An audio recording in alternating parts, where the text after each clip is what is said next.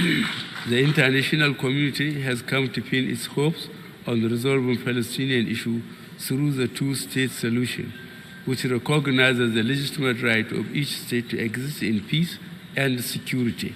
The world has no more excuses or reasons to delay the implementation of the long list of Security Council resolutions on this question. Neither do we have the moral right to deny any people their freedom or condemn them indefinitely to occupation and blockade. Mr. President, delegates, our government has introduced a homegrown feeding program to address the challenges of out-of-school and forced out-of-school children. This social intervention program, Mr. President, is aimed at encouraging increased school enrollment through provision of free school meals. The benefits extend beyond the school environment. In addition, we have introduced mainstream and implementation of school declaration laws and policies across all educational institutions in Nigeria. Mr. President, Your Excellencies, the world was shocked and startled by the massacre in New Zealand by a lone gunman taking the lives of 50 worshippers. This and similar crimes, which have been fueled by social media networks, risk seeping into the fabric of an emerging digital culture. Major technical companies must be alive to their responsibilities. They cannot be allowed to continue to facilitate the spread of religious, racist, xenophobic, and false messages capable of inciting whole communities against each other, leading to loss of many lives. This brought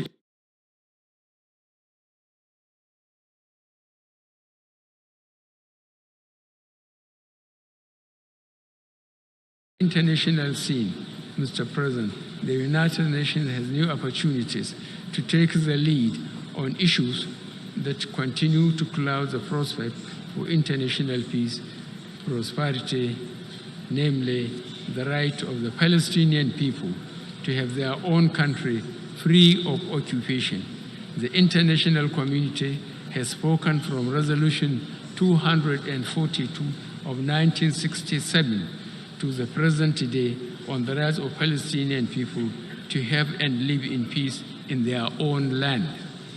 The risks associated with nuclear proliferation and unfair and unjust trading practice notwithstanding the World Trade Organization rules and precepts.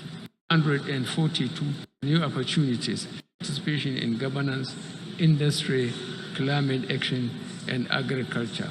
On the international scene, Mr. President, the United Nations has new opportunities to take the lead on issues that continue to cloud the prospect for international peace, prosperity, namely the right of the Palestinian people to have their own country free of occupation.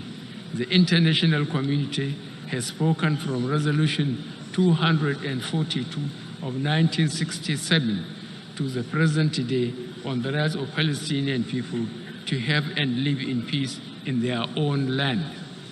The risks associated with nuclear proliferation. Media, we're bringing the world closer to your doorstep.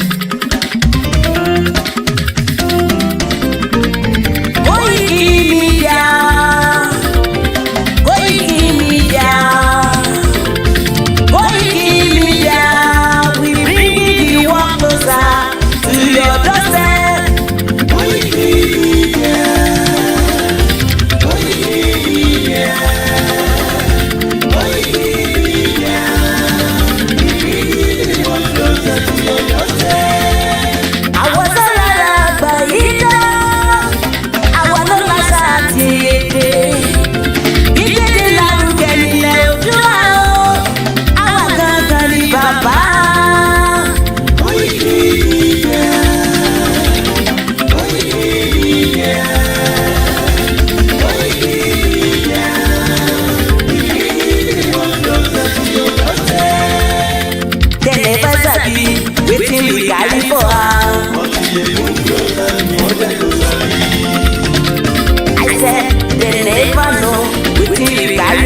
wọlé. Ọ̀kìn lọ lọ́jà ẹyẹ ìhun ló lájú. Ká ṣiṣẹ́ fún ilẹ̀ bàbá wa, ká ṣiṣẹ́ fún ìlú bàbá wa, ká jùmọ̀ sowọ́pọ̀ ká lè kó dúdú àga. Ọmọ Odùduwà ṣe kiri ẹ̀yẹ fún ẹ̀kọ́ adúláwọ̀ ká lè jọ jùmọ̀ dé. Ilẹ̀ ilé rí káwá lè bá ògo ilẹ̀ wa, ká ṣiṣẹ́ ká lè jọ gbàdé, ká lè gbàdé adé adúláwọ̀. Àwa ni mọ̀lẹ́ tí ó tàn káàkiri.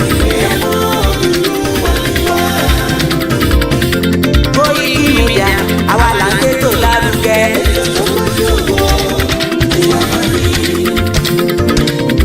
Kásá ẹgbẹ́ polówó ọjà wà kájé gbúgbà níjẹ.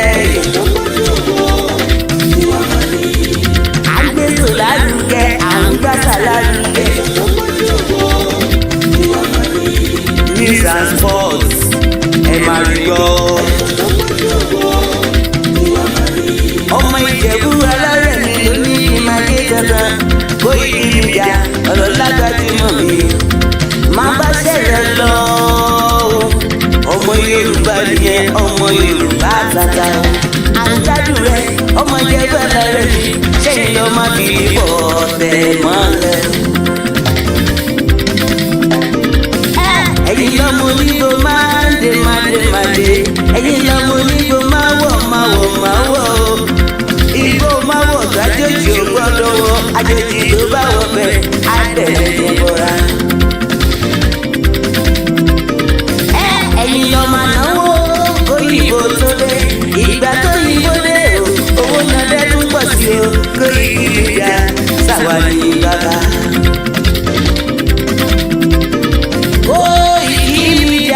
Àwọn ní bàbá àdáńsọ àtúnpèrè ìdílé. Àwa là ń gbé tò lárugẹ jẹ́ ká jọgbọ́ o. Àkúnjà fẹ́tọ̀ ilẹ̀ wa fẹ́tọ̀ ilẹ̀ Yorùbá. Ọmọ Oòduà ni wá o tọkàntọkàn. Ikú tó ṣe bí lébi òsì àdìmú bàbá yẹn. We bring you up closer to your doorstep. Akẹ́kẹ́ tó fẹ́ o tó kàn ní kò lára ni.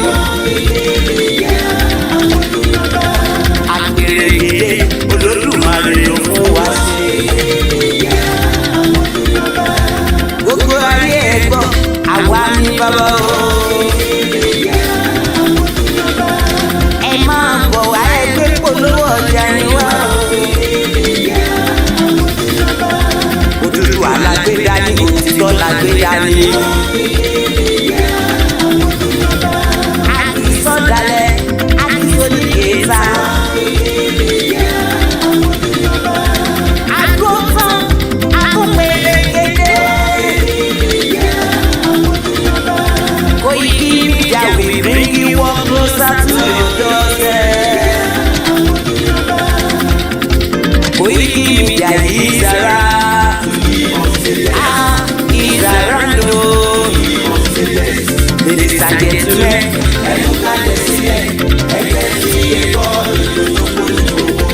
ladies and gentlemen,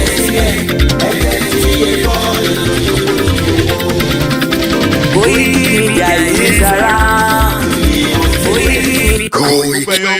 Ọ̀dọ́ tajọ́ káàkiri ọ̀dọ́jọ́ ni wá. Ẹ mọ̀ jẹ́ kí a fi àyè gba Fúlàní lórí ilẹ̀ àwọn bàbá wa. Ẹ mọ̀ jẹ́ ká kú ọba mọ́. Ẹ mọ̀ jẹ́ ká kú dóyè mọ́. Nígbà tá a la fẹ́ fẹ́ fún àwọn ọ̀rẹ́ wa, àwa kọ́kọ́ kú ọba tá à ń kú dóyè. Èmi náà ṣe bẹ́ẹ̀ rí. Bọ́bọ́ pé ra onípadà. Ẹ mọ̀ jẹ́ ká kú àgbàgbà kankan mọ́ ẹ mọ́ polóṣèlú kankan. Ẹ̀rù kálukú bẹ̀rù ò lè sọ̀rọ̀. Ọba ò lè sọ, ìjòyè ò lè sọ. Ẹ jẹ́ ká ronú. Ẹ mọ̀ jẹ́ ká bá bàbá àjà mi, ẹ mọ̀ jẹ́ àmú ọmọ, ẹ mọ̀ jẹ́ àti wọn àwọn pẹ̀lú wọn. Àwọn tó bá jó lóṣèlú, tá a bá fẹ́ kọ́ wọn rẹ̀ wá lọ́wọ́, á pè wọn mọ́ra ni. Àní bí wọn mọ́. Ẹ ẹ mọ̀ jẹ́ àṣẹ̀ṣẹ̀gbọ́n mọ̀ jẹ́ àdàlúrú a lè gba ẹ̀tọ́ wa láìṣẹ̀ṣẹ̀gbọ́n a lè gba ẹ̀tọ́ wa láìyìnbọn a lè gba ẹ̀tọ́ wa láìdàlúrú gbogbo protest mo ti ṣe ní ìlú Nàìjíríà mi ò rí ibi tí mo ti ní kálí sọ pé mo pààyàn tàbí mo jó nǹkan náà mo bá bàjẹ́ mo lọ bísù torí pé olówó lè ní náà tí ọba tó lówó lára ń dìmọ́ gbogbo nǹkan tó náà fún yàn lọ́nà fún mi mi ṣe sálákà kọ́tẹ́ pé mo dìde bújà Yorùbá big man ni mi àwọn tó jẹ́ ọ̀rẹ́ mi tó súnmọ́ ní owó ní wà lọ́bẹ̀ pé sọ́wọ́ ni mò ń fẹ́ ní kí n sọ yìí tí mo fẹ́ mo ní ìṣòro owó àní ọ̀rọ̀ ìran mi ni mò ń sọ kí n wọ gbogbo kí n gbéra kí n tó mọ̀ ń lọ ọ̀dọ̀ àgbo mọ̀ ń lọ ọ̀dọ̀ oníbodè òfin gbòho kí n kójó wọlé mọ́tò mi balẹ̀ kí n dá wa mọ́tò kí n rìn bọ̀ kí Fúlàní mọ̀ dàbí dúró títì kí n délé kí bàbá sọ pé kí n gbé tírélà sùsù mọ́ gbé lọ àwọn bàbá wò ní lóko mọ́ wọn ò lè lódò ẹ jẹ́ ká fọwọ́sowọ́pọ̀ ká ti àwọn bàbá wa lẹ́yìn ká dá sí sọ́dọ̀ títí wa lẹ̀ ká sọ fún wọn kọ́ bá wa fọwọ́ tì í ká lé wọn kó nù oko wa ẹ ṣé mo dúpẹ́ Jésù Olúwa wa.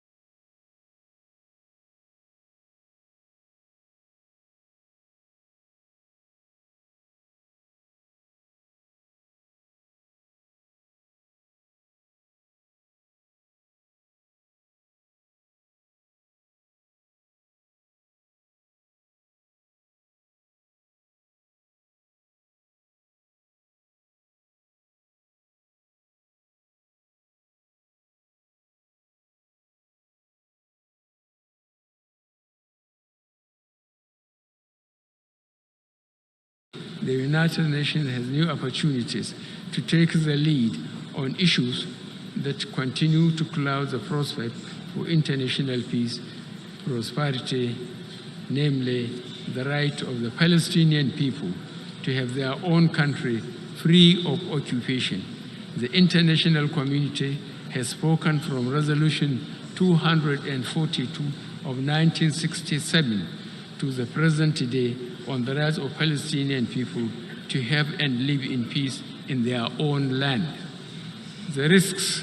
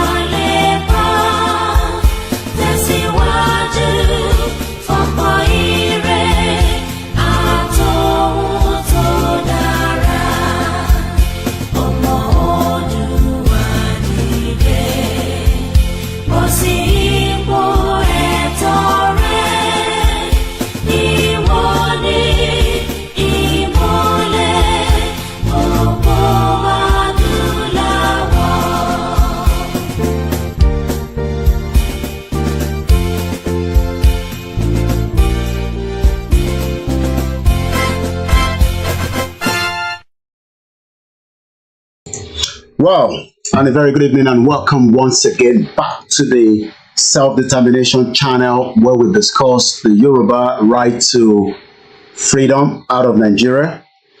As we continue to educate and give you all the angles of the self-determination, and as we continue the negotiation with the current administration, President Bola Ahmed Tinubu, just as we did with the former President Muhammadu Buhari, as you can see on the screen.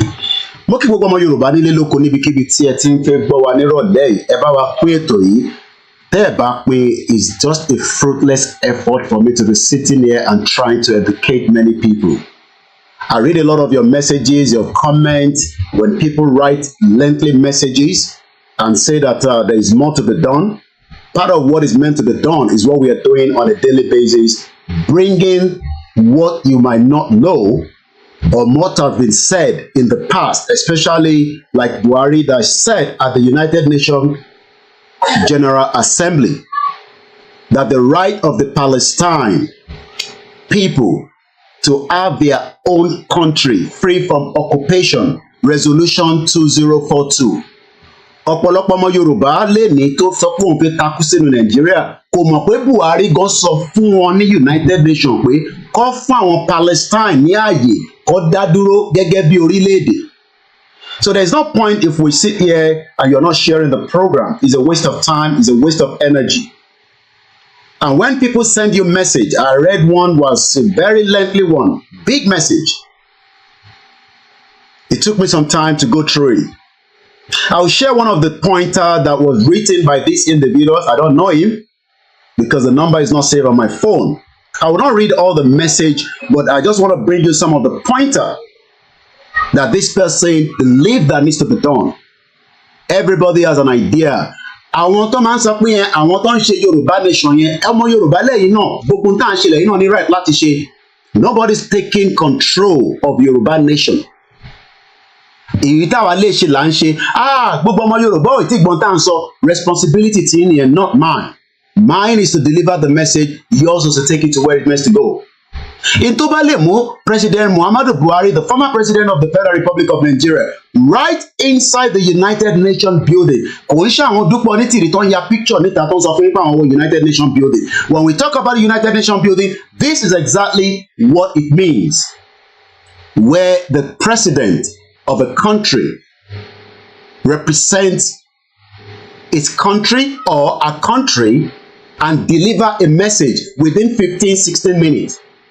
Depending on the president or the prime minister of each of this country. So when we are here sitting down and telling Yoruba people that Buhari Soni Palestine pé kó fún wọn láyè kó gba country wọn, and I am now saying the same thing that Professor ADEBANJI AKINTOYE is saying that àwa náà ní right láti gba country wa, but many of you are saying that we want to restructure Nigeria. Buhari refused láti kọ lẹ́tà sí wa. He did not even acknowledge the letter. Kò ń ṣe pé torí pé professor ló kọ lẹ́tà sí, it's because the hatred tó ní sí Yorùbá ìran Fúlàní ni Buhari. Àmọ́ nítorí pé àwọn Palestine Muslim ni wọ́n, kò wá ń ṣe Palestine nìkan. Many of you might not even know that Buhari also, this evil man, kò ń ṣe Palestine nìkan ni ó ń campaign fún. Ìjẹ́ yìí mọ̀ pé Buhari tún campaign fáwọn ìlú kan tó ń pè ní àwọn Muslim tó ń wà ní Myanmar. Buhari ń campaign fún wọn. Ó ní kó fún wọn sílẹ̀, kó di ìlú tara tiwọn náà. The anti-violent speech by Nigeria President Buhari at the United Nations was a deeply ironic. This was in 2017 by Yomi Kazim, published. In his address to the United Nations General Assembly, yesterday, September 19, in 2017, the Nigeria former president, President Muhammadu Buhari, touched on one of the world's most pressing human rights issues. Àwa ní human rights issue, Buhari olórí burúkú kò sọ̀rọ̀ lé lórí, but yet many Yoruba idiots will come and tell you to shut up as if you don't know what you're talking about. Kí ló lè mú kí Buhari máa fún United Nations ní pressure nípa human rights issues about the brutal violence against Rohingya Muslims in Myanmar? Ẹlòmíì ò ń gbọ́ rí, èyí lẹ́sẹ̀ máa kọ́kọ́ gbọ́ pé Buhari sọ̀pọ́tì ìlú kan tó ń pè ní àwọn Muslim tó ń bẹ ní Rohingya ní ìlú kan tó ń pè ní Myanmar. Myanmar is another one brutal country tí wọ́n máa ń brutalize àwọn èèyàn. When we talk about Myanmar, Myanmar, formerly called Burma, is a Southeast Asian nation of more than 100 ethnic groups. 100. Àwa ní more than 250. Àwọn ní 100. Buhari wá ń campaign ní United Nations pé kó fún wọn sílẹ̀ kó jẹ́ kó máa dá dúró gẹ́gẹ́ bí ìlú. Eléyìí ò ṣe Palestine o. I'm sure many of you know about the Palestine, or you've never heard about the Rohingya Muslims that Buhari gave a full support at the United Nations. The international community cannot remain silent. Ó sọ fún àwọn international community pé you cannot remain silent while people are being killed, massacred nítorí pé wọ́n fẹ́ dá dúró. Yet ó tẹ́kì ogun lọ bá àwọn Biafra and started massacre and kill them. As many of 29,000 Yoruba people died. Yet, Yoruba idiot, one bastard, one máa sọ fún ẹ pé kò gbẹnu dákẹ́ nígbà tí mo mọ tí mo sọ. Buhari, a Fulani man, supported by another Muslim, giving Muslim community tí kò ṣe Muslim Yoruba, torí pé Muslim Yoruba wọ́n believe pé ẹ̀sìn lẹ́yìn ṣe, mo sorry gan, èmi kọ́ ni mo sọ bẹ́ẹ̀. The Northerners does not believe that a Yoruba is a Muslim. Wọ́n believe pé intẹ́ ń ṣe ẹbọ ni kò ń ṣẹ̀sìn. So Buhari is giving support to Muslim country, yet he cannot give support fáwọn tó wà létí lélẹ́gbẹ̀ẹ́. We wrote him a letter on the 6th of August 2022, telling him about the Yoruba people wants to exit Nigeria. Olórí burúkú ẹ lọ sí United Nations. Ó ń pariwo pé kọ́ fún Palestine. There's a video evidence because mo mọ̀ pé ẹlẹ́nu jáwáyà wà náà ọmọ Yorùbá. Èkó ìkìbọn ló ti rí yẹn. That is the video evidence. And I have two different versions of the video. Aṣọ tó wọ̀ níbí báyìí kọ́ ló wọ̀ níbí báyìí. This one is different from this one. This was his first ever United Nations present. This was 8 years ago. TBC, President Buhari addressed United Nations. Níbẹ̀ ló ń dárúkọ pé kó fi àyè sílẹ̀ náà kí làwọn Palestine ṣe. Kò ń ṣe yẹn nìkan ló sọ̀rọ̀ lórí. Ní the same United Nations ní 2017, ó ń jà fún àwọn Rohingya Muslims. Mo wá ń béèrè lọ́wọ́ ọmọ Yorùbá pé ṣé àwọ̀ kì í ṣe èèyàn ni? This is the reason why when we come online and shout and scream and then ẹnìkan wá á ní Koiki mo gbádùn ọ̀rọ̀ tó ń sọ bó ṣe máa ń bọ́ àwọn èèyàn ní mo like. Buhari wants to use his platform as the president to spread and terrorism Islam nínú ilẹ̀ Yorùbá. That is why he was able to give way to all the Fulanis that came into our territory and wanted to kill Igboho and Nnamdi Kanu and many innocent people because I believe in their own doctrine. The international community cannot remain silent and not condemn the horrendous suffering of Rohingya Muslims. Buhari ló sọ yẹn. Buhari said of the desperate human rights situation. While we have Yoruba people that are suffering in Nigeria under Buhari for 8 years, many people died, 29,000 from the Yoruba side. Gbogbo ẹ̀yin tẹ́ ẹ lè lọ sóko mọ́, Buhari ò support yín torí pé ẹ kì í ṣe Muslim. Mo sorry gbogbo ẹ̀yin àfáà ẹ̀yin Mùsùlùmí Yorùbá. Wọ́n believe pé ẹ̀sìn tẹ́yin gbé dání ó worth láti máa lọ sọ̀rọ̀ ní United Nations pé ìyà ń jẹ yín. And you can see why we have to give kudos to Professor ADEBANJI, AKINTOYE and Oloye Igboho for bringing it to the conscious mind of the Yoruba people pé ẹ máa pariwo síta pé Buhari náà support wọn pé kó gba country àwọn Palestine àti Rohingya. Àwọn wo ló ń pè ní Rohingya Muslim? Àwọn brother Buhari nìyẹn. The Rohingya people, ẹ jẹ́ ká sún yín ní background wọn díẹ̀. In case you've never heard about them, mo ní platform yìí láti máa educate púpọ̀ nù yín. Àwọn tó ń pè bẹ́ẹ̀ lélẹ̀.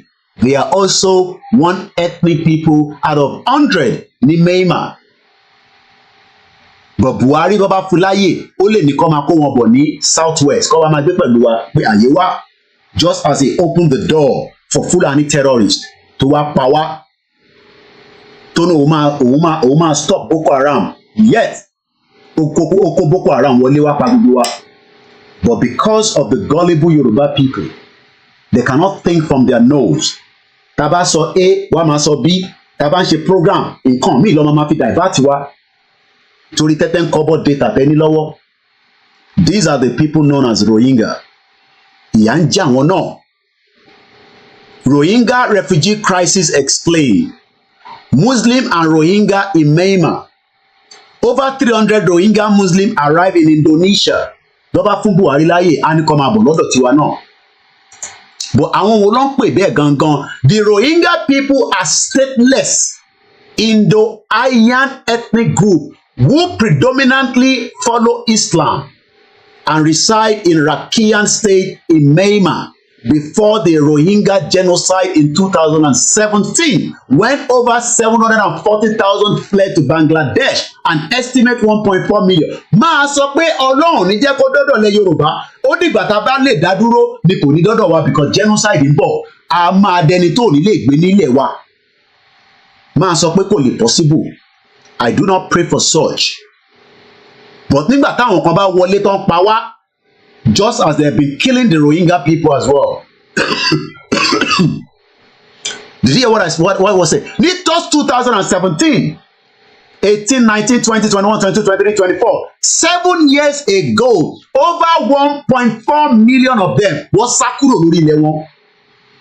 Àwa ń pariwo Yorùbá nation pé kọ́ má bàa gbalẹ̀ mọ́ wa lọ́wọ́. Àwọn kan ní Koiki shut up ó ní evidence láti back ẹ̀ pé àwọn Fúlàní máa pa wá wọ́n máa gbalẹ̀ mọ́ wa lọ́wọ́. Mo ní ẹ sure pé à ní evidence but àwọn tó ní àwọn bá wọn sọ̀rọ̀, people that spoke to them, people that have conversation with them, a rí Ọ̀wọ̀ massacre àfọlójú, a rí gbogbo evidence pé Fúlàní wọlé wọ́n pa wá ní méjì mẹ́ta as at last month ní ìlú kan tó ń pè ní Ìbàràpá East, more than 20 people were killed. So nígbà tá a bá pé 2 million tó bá pa wá la máa tó dìde ọmọ Yorùbá. Ẹ fi pa níṣẹ́ lọ́wọ́. When we come and start standing and talking and talking and talking, some of you think that we don't have a job. But níṣẹ́ nígbà tá a lè fi life wa ṣe. I am 6,000 miles away from Nigeria, but my concern and my blood is in Yoruba land. Wọ́n ní ìrọ̀rùn igi òun ní ìrọ̀rùn ẹyẹ. Ẹlòmíì ò lè pín ètò nítorí ayé ẹ̀ ń já pé tóun bá pín wọn á náà mọ̀ pé ó ń gbọ́ Koiki Media. Bó tó bá jẹ́bi tó ti ń ṣe ṣẹ̀pẹ̀tẹ́rì tó ti ń sọ̀rọ̀ kó àtòbò ìyẹn máa yá wọn lára láti pín. Ẹ wá gbọ́ bí tó ti ń sọ̀rọ̀ kó àtòbò ìyẹn máa yá wọn lára láti gbọ́. Bọ̀ eléyìí tó máa ṣe àǹfààní fúnran Yorùbá níṣẹ́ Fúlàní máa wọlé pa púpọ̀ nù wa tá a bá gbé ìgbìyànjú wa nísìnyí ní kíákíá. Torí tí Tinubu máa fi parí ìjọba tiẹ̀, we are all gonna be in danger. Èmi ò kàn ní sí nílé ni but family bi tó bá wà nílé n tó bá ṣẹlẹ̀ sí kó ṣẹlẹ̀ sí. I don't have to be back home. But a lè wá torí yẹn ká wá sọ pé torí pé àwa kan wà far away, our blood is still running inside Yoruba land. This is the reason why tá a bá ń ṣe program ẹ máa pín ètò kò ń ṣe pé torí a fẹ́ gbowó lórí ẹ̀bọ̀n bastard. Má nítorí owó tó ń gbà lórí YouTube àmẹ́lò ló ń fún wa lórí YouTube. À ń sọ̀rọ̀ pé ìran wa ti wà ní danger, àwọn kan ní àṣírí danger, kò sí any evidence bọ́n tarakùnrin sọ. Which is funny, Dr. Obadiah. Do you think the government is unwilling or unable to protect the people of Southern Kaduna? In fact, it is not only unable, it is unwilling, and we have good reason to feel that they are part and parcel of the killers. Let me make some revelations to you. That's a very The government is part and parcel of the killers. Tani government tí kò bá ń ṣe búbú.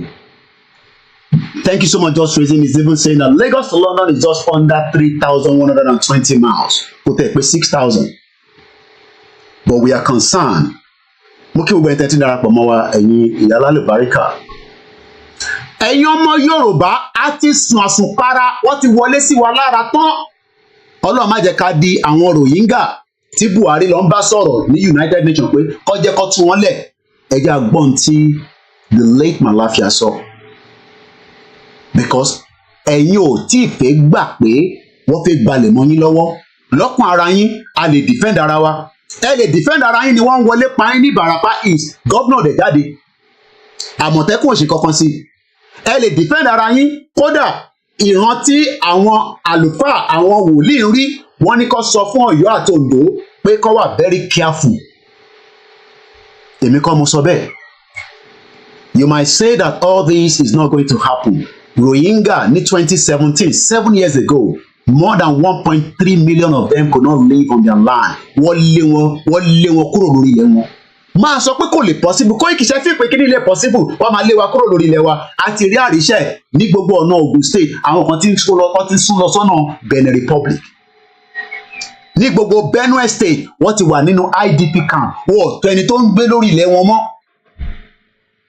Ní gbogbo North, wọ́n tó ẹni tó ń gbé lórí ilẹ̀ wọn mọ́. Kódà àwọn kan máa ń sàn ṣàkọlẹ̀ fáwọn terrorists kó lè bá dáko. Brother wa kan Àgbẹ̀lọ́ba Timothy a post fídíò yẹn lánàá. Abẹ́òkúta ló ti ṣẹlẹ̀ tí Fúlàní wọlé jẹ wọ́n lóko. Fídíò tí mo post ẹ bá rí fídíò tí mo post lánàá. Abẹ́òkúta ló ti ṣẹlẹ̀. Eléyìí ń ṣe ọ̀nà tó jìn púpọ̀. Abẹ́òkúta máa ní kò lè ṣẹlẹ̀. Wọ́n wọlé lọ bá Wọlé Ṣóyínká. Ọlọ́run ní kó bá pa sínú ilé fún wa. When we are here saying that we are in danger, it's not because we are scaring you. It's because àwọn kan ti rí evidence yẹn. Ẹ̀gbọ́n tí bàbá ẹ̀ sọ. That's a very big allegation, Dr. Obadiah. The government is part and parcel of the killers. Yes. That's big. Yes. Yeah. Okay. How would the government just say, "Oh, it is revenge killing" and so on? Then you leave it there. Oh, because it is revenge killing and so on and so forth. The body language of this administration, the body language of the state government shows clearly that they have a hand in the killings. No doubt about it. Because, you see, General Abacha, and people don't give him his due. Do you think you would have tolerated such nonsense? And let me make some revelations, because some of us also have our own intelligence networks. Okay. Have met with some of the bandits. We have met with some of their high commanders. One or two who have repented. They have sat down with us, not once, not twice. They told us that one of the northern governors is the commander of Boko Haram in Nigeria. Boko Haram and the bandits are one and the same thing. They have a sophisticated network. During this lockdown, their planes were moving up and down as though there was no lockdown. Moving ammunitions, moving logistics, moving money, and distributing them in different parts of the country. They're already in the south, in the rainforest of the south. They're everywhere. They told us that when they finish these rural killings, they will move to phase 2. The phase 2 is they will go into the urban cities, going from house to house, killing prominent people. I can tell you, this is the game plan. By 2022, they want to start a civil war in Nigeria. Every one of us must rise up. The armed forces are not neutral. They collude. They collude. They collude with the armed bandits. They kill people, kill Nigerians. They facilitate their movements. They cover them. If you are depending on the armed forces to stop the killings, you will all die one by one. So what do they expect of us now that this war is on our doorstep? Of course, there has got to be civil mobilization. And if we keep waiting for this to be centrally handled, we're all going to become, if we're not already, slaves in our own land. That for me is personally intolerable. It's not an acceptable condition. And whatever it takes, I stand ready to contribute in any way. And we welcome you back into the program. This evening is to focus on the former president, Muhammadu Buhari, how he was able. Good evening to every one of you as you're joining the program. Please bear with us. We will not mention name, but we'll appreciate you toward the end of the program. This evening is for this platform, Koiki Media, to prove again that the former president Muhammadu Buhari supported not just the Palestine right, the Palestinian people rather, to have their own country free of occupation with Resolution 2042. He also spoke about the support for the Rohingya Muslims to be free and have their own independent country. Who are the Rohingya? The Rohingya, we know, are people, are stateless Indo-Aryan ethnic group who predominantly follow Islam and reside in Rakhine State, Myanmar. Before the Rohingya genocide, just as genocide has been taking place in the southeast part of Nigeria, in the north, in the southwest, in every part of Nigeria today, there has been genocide committed by the Fulani terrorists, headed by not just Rufai, but majority, including the former president Muhammadu Buhari, a Fulani man himself. The Rohingya in 2017, when over 740,000 fled to Bangladesh, an estimate 1.4 million Rohingya still live in Myanmar. One day, we hope that our own case will not be the same. There has been many reports about the Rohingya, but the report that I'm picking the point on this evening is that in 2017, President Muhammadu Buhari, the former president of the Federal Republic of Nigeria, on the podium of the United Nations General Assembly, said, and I quote, in his address to the United Nations, which was on the September 19th, Nigerian President Buhari touched on one of the world's most pressing human rights issues. When we had many pressing issues right inside Nigeria, he was more concerned as his Muslim brothers and sisters have been massacred outside Myanmar. He never cared about the Muslim, especially the Christian that are living in Kaduna being massacred on a daily basis. Neither does he care about the Christians in the southeast or the Muslims in the southwest or every Nigerians that have the right. But many Nigerians probably never knew that Buhari was supporting the Rohingya Muslims in Myanmar as against them. Rather, Buhari allowed the open of the borders and Boko Haram jihadists came in. Some of them are the images and videos you're watching right behind me in the screenshot. For those of you that are watching us, a very good evening to each and every platform. Those of you listening to us on the MixLR, you have 37 minutes more before you join the next platform. Buhari went further, talking about the pressing human rights issues, the brutal violence against the Rohingya Muslims in Myanmar. The international community cannot remain silent nor condemn the horrendous suffering of the Rohingya Muslims. Buhari said of the desperate human rights situation. While his comments were appealed to Rohingyas, many Nigerians will be wondering why he doesn't practice similar sentiment with similar event back home, because he's an evil monster. That was the reason why he blocked the Twitter after telling the Igbos, reminding them of how they were dealt with in 1967. I doubt it that you will not be able to do the same thing. Whoever is the current president or the future president, the Biafra will fight to the last blood to exit Nigeria come whenever they're ready. Back in December 2015, month after Buhari took office, a skirmish between Nigeria's military and members of the Islamic Movement of Nigeria, a Shia Muslim group in Nigeria North, saw more than 350 people died by Buratai and Buhari, the evil monster Fulani idiot that kept every one of us in the darkness that we are living today. And stupid Nigerians are there shouting, "Let us save Nigeria." It is time that Nigeria is allowed to dissolve or de-amalgamate.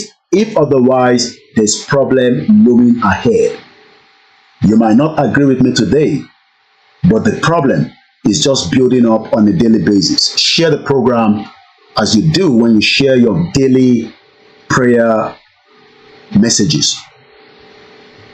While more than 350 Shiites were killed by Buhari because their Islam is different from Buhari's Islam, they were included women, children, unlawfully killed according to the Amnesty International, the human rights groups. Amnesty says the military tried to destroy and conceal evidence. They are good at that. Kill and leave no evidence behind. Many innocent Nigerians are wallowing under the shallow graves and nobody knows where they are. We are still demanding the bodies of Adogon and Alhaji Fatai that were murdered by the former President Muhammadu Buhari while in office with Yemi Osinbajo, the evil monster.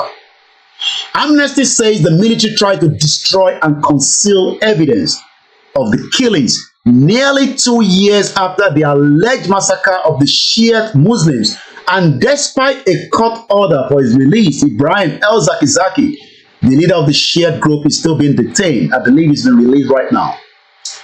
Nigerian Muslim community is predominantly Sunni. Some of you don't know the difference between them.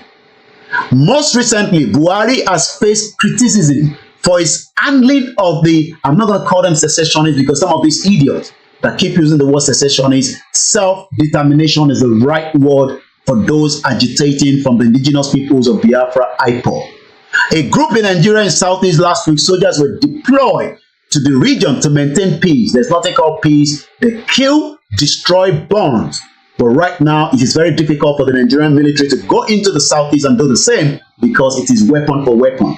No longer sugarcane for weapon. You go in there, they will defend themselves under international law. Last week, soldiers were deployed to the region to maintain peace, but many have viewed it as a needless and brute show of force, which worsened an already bad situation. The self-determination agitation is rooted in decades long belief in the Southeast that the region has been marginalized by Nigeria federal government, and so it is still even under the present administration of President Bola Ahmed Tinubu. 4 people reportedly died in the clashes between the soldier and the IPOB. Never believe 4. That is about 400 people died. But in his speech, the evil monster known as Buhari, a Fulani man, also called on the UN to be mindful of widening inequality within society, which may cause frustration and anger, leading to the spiraling instability. That is what is going to happen in Nigeria because many Nigerians are becoming frustrated with the economic woes, insecurity, lack of jobs, and many people are dying because of the basic things of life.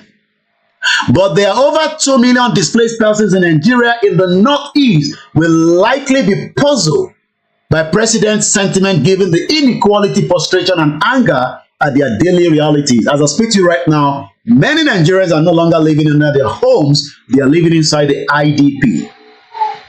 Since being devastated by the long-running Boko Haram insurgency, displaced persons in the Northeast have been forced to live in the congested camps where hunger and disease are rift. If Nigeria is too big, it is time that we dissolve it so that everybody can take care of their own. Nearly 500,000 children in the region are severely malnourished.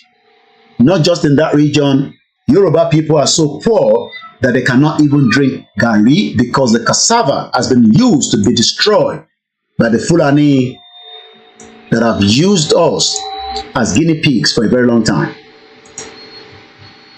Most of the internal displaced people's camps are underfunded because people keep stealing the money, corruption.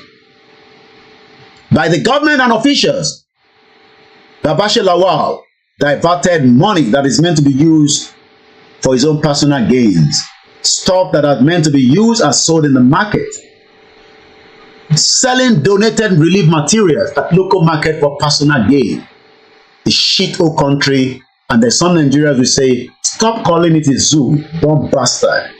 If you ever come and tell me stop calling Nigeria a zoo, it don't go better for your papa and your mama. Idiot all over the place. Let's listen one more time to the evil monster Buhari as he spoke at the United Nations General Assembly, favoring those called Palestinians.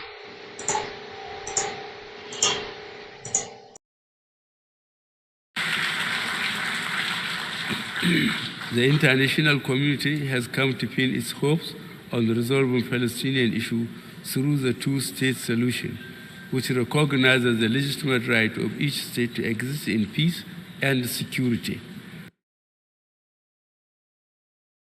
Buhari is talking about the legitimate right of the Palestinian, but he cannot talk about the legitimate right of the Biafra, the Arewa, and the Yorubas. Rather, he sent people, machinery, soldiers, security, to try and see if they can kill Sunday Igboho because he was asking for the right of his people not to be massacred by the clan of Buhari's family and friends.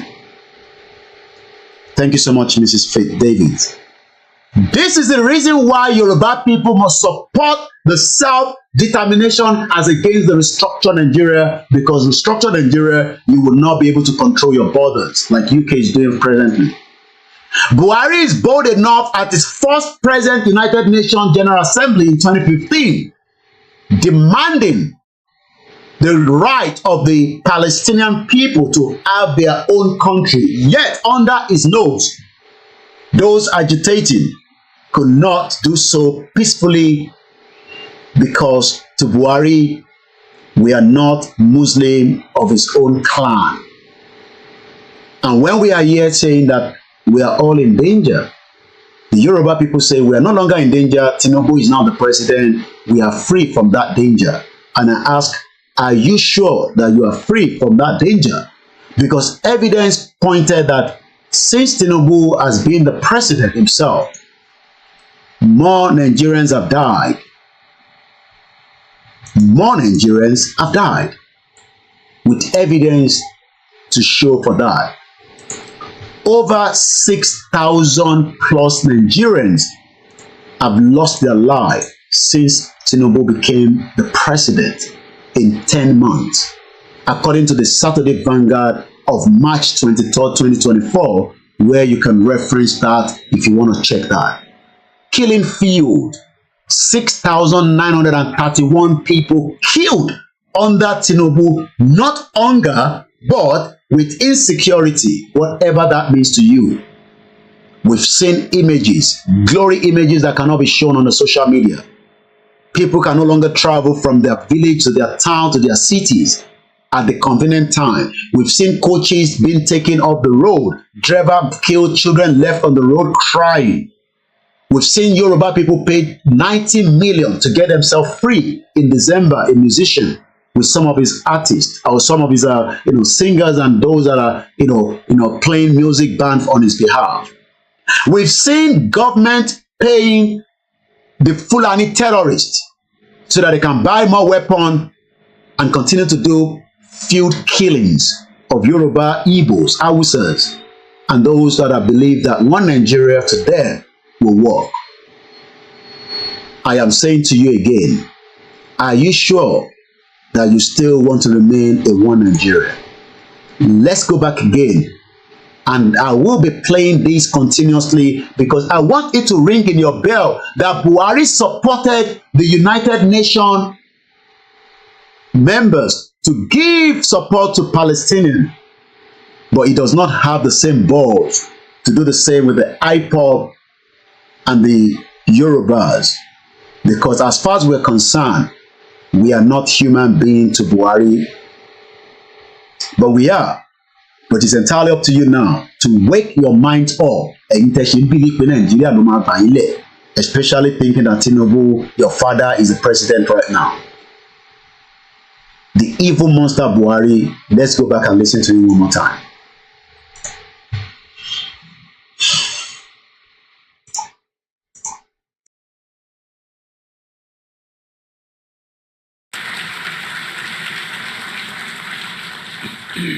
The international community has come to pin its hopes on the resolving Palestinian issue through the two-state solution, which recognizes the legitimate right of each state to exist in peace and security.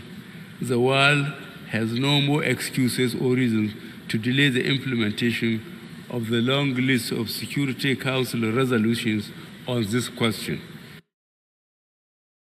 Buhari is pushing the United Nations members to do quickly and allow the Palestinians to have their country.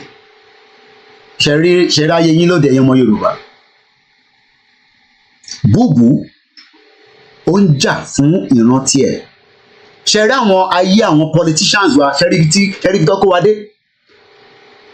I hope Bola Tinubu at the second United Nations address will be talking about the Yoruba people and the IPOB right to self-determination, just as Buhari was fighting for the same right for the Palestinian and the Rohingya. I hope Tinubu will be able to do the same thing.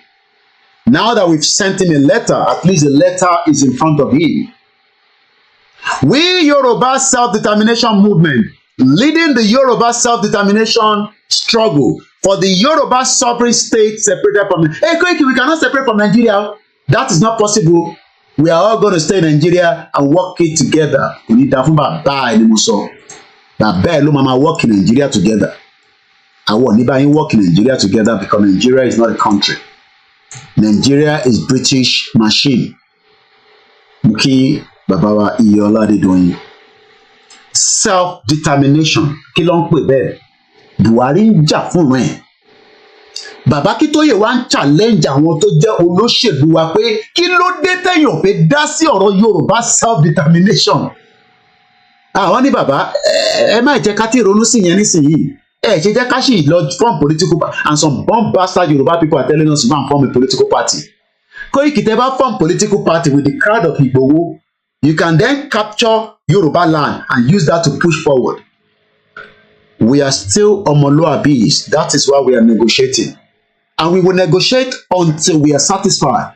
Till negotiation about fail, we will then do what needs to be done. Whether the Biafra will negotiate, I don't know their moves, but I know that they are fully preparing to exit Nigeria. Nigeria military will not stop them.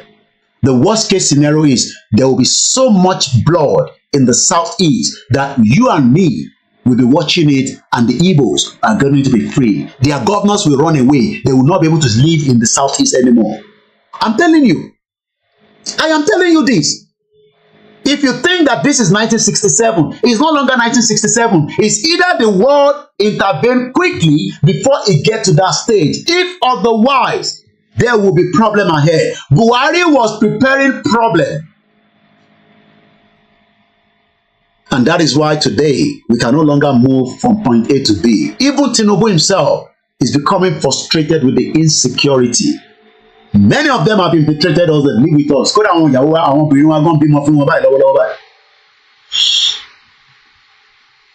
Let's listen to Buhari from another angle. My name is Olami Koiki. This is another one at the United Nations. Okay? It's two different ones. This was the first one. This was another one. This is when he first came. Right here, look at his eyes. We don't know whether it's the fake, the dead, I don't care. But he has become chubby. Why Tinubu said in a Sunday politics newspaper, I don't believe in one Nigeria. But that has changed now. Tinubu believes in one Nigeria. Whether it will give you a restructured Nigeria, a regional Yoruba government, I don't know. But all I know is that we will not sit back and not push for our rights. Yemi Fatoke, my brother, good evening to you, sir. Yami, Pastor Mo, Silver Badmoss, Maize Gold, just reason. Keep the comment flowing and share the program. Share the program, go and invite your friends so that they can come and learn one or two things this evening again. We have just 2 hours window to the program, and we have done already 1 hour. So it will not be more than 2 hours, I can assure you that, because we've done 2 hours already, and that means it is more than enough feed for the day. And as someone said in a message that was sent to me, I understand your perspective and concern. It is important to acknowledge the complexity of the situation and the various narratives at play. I will not take a stance or promote any particular viewpoint, but I can provide some general guidance on peaceful and democratic ways to advance the movement. Everybody has a peaceful way. Ẹ lọ darapọ̀ mọ́ group, èyí máa send the message sí wa.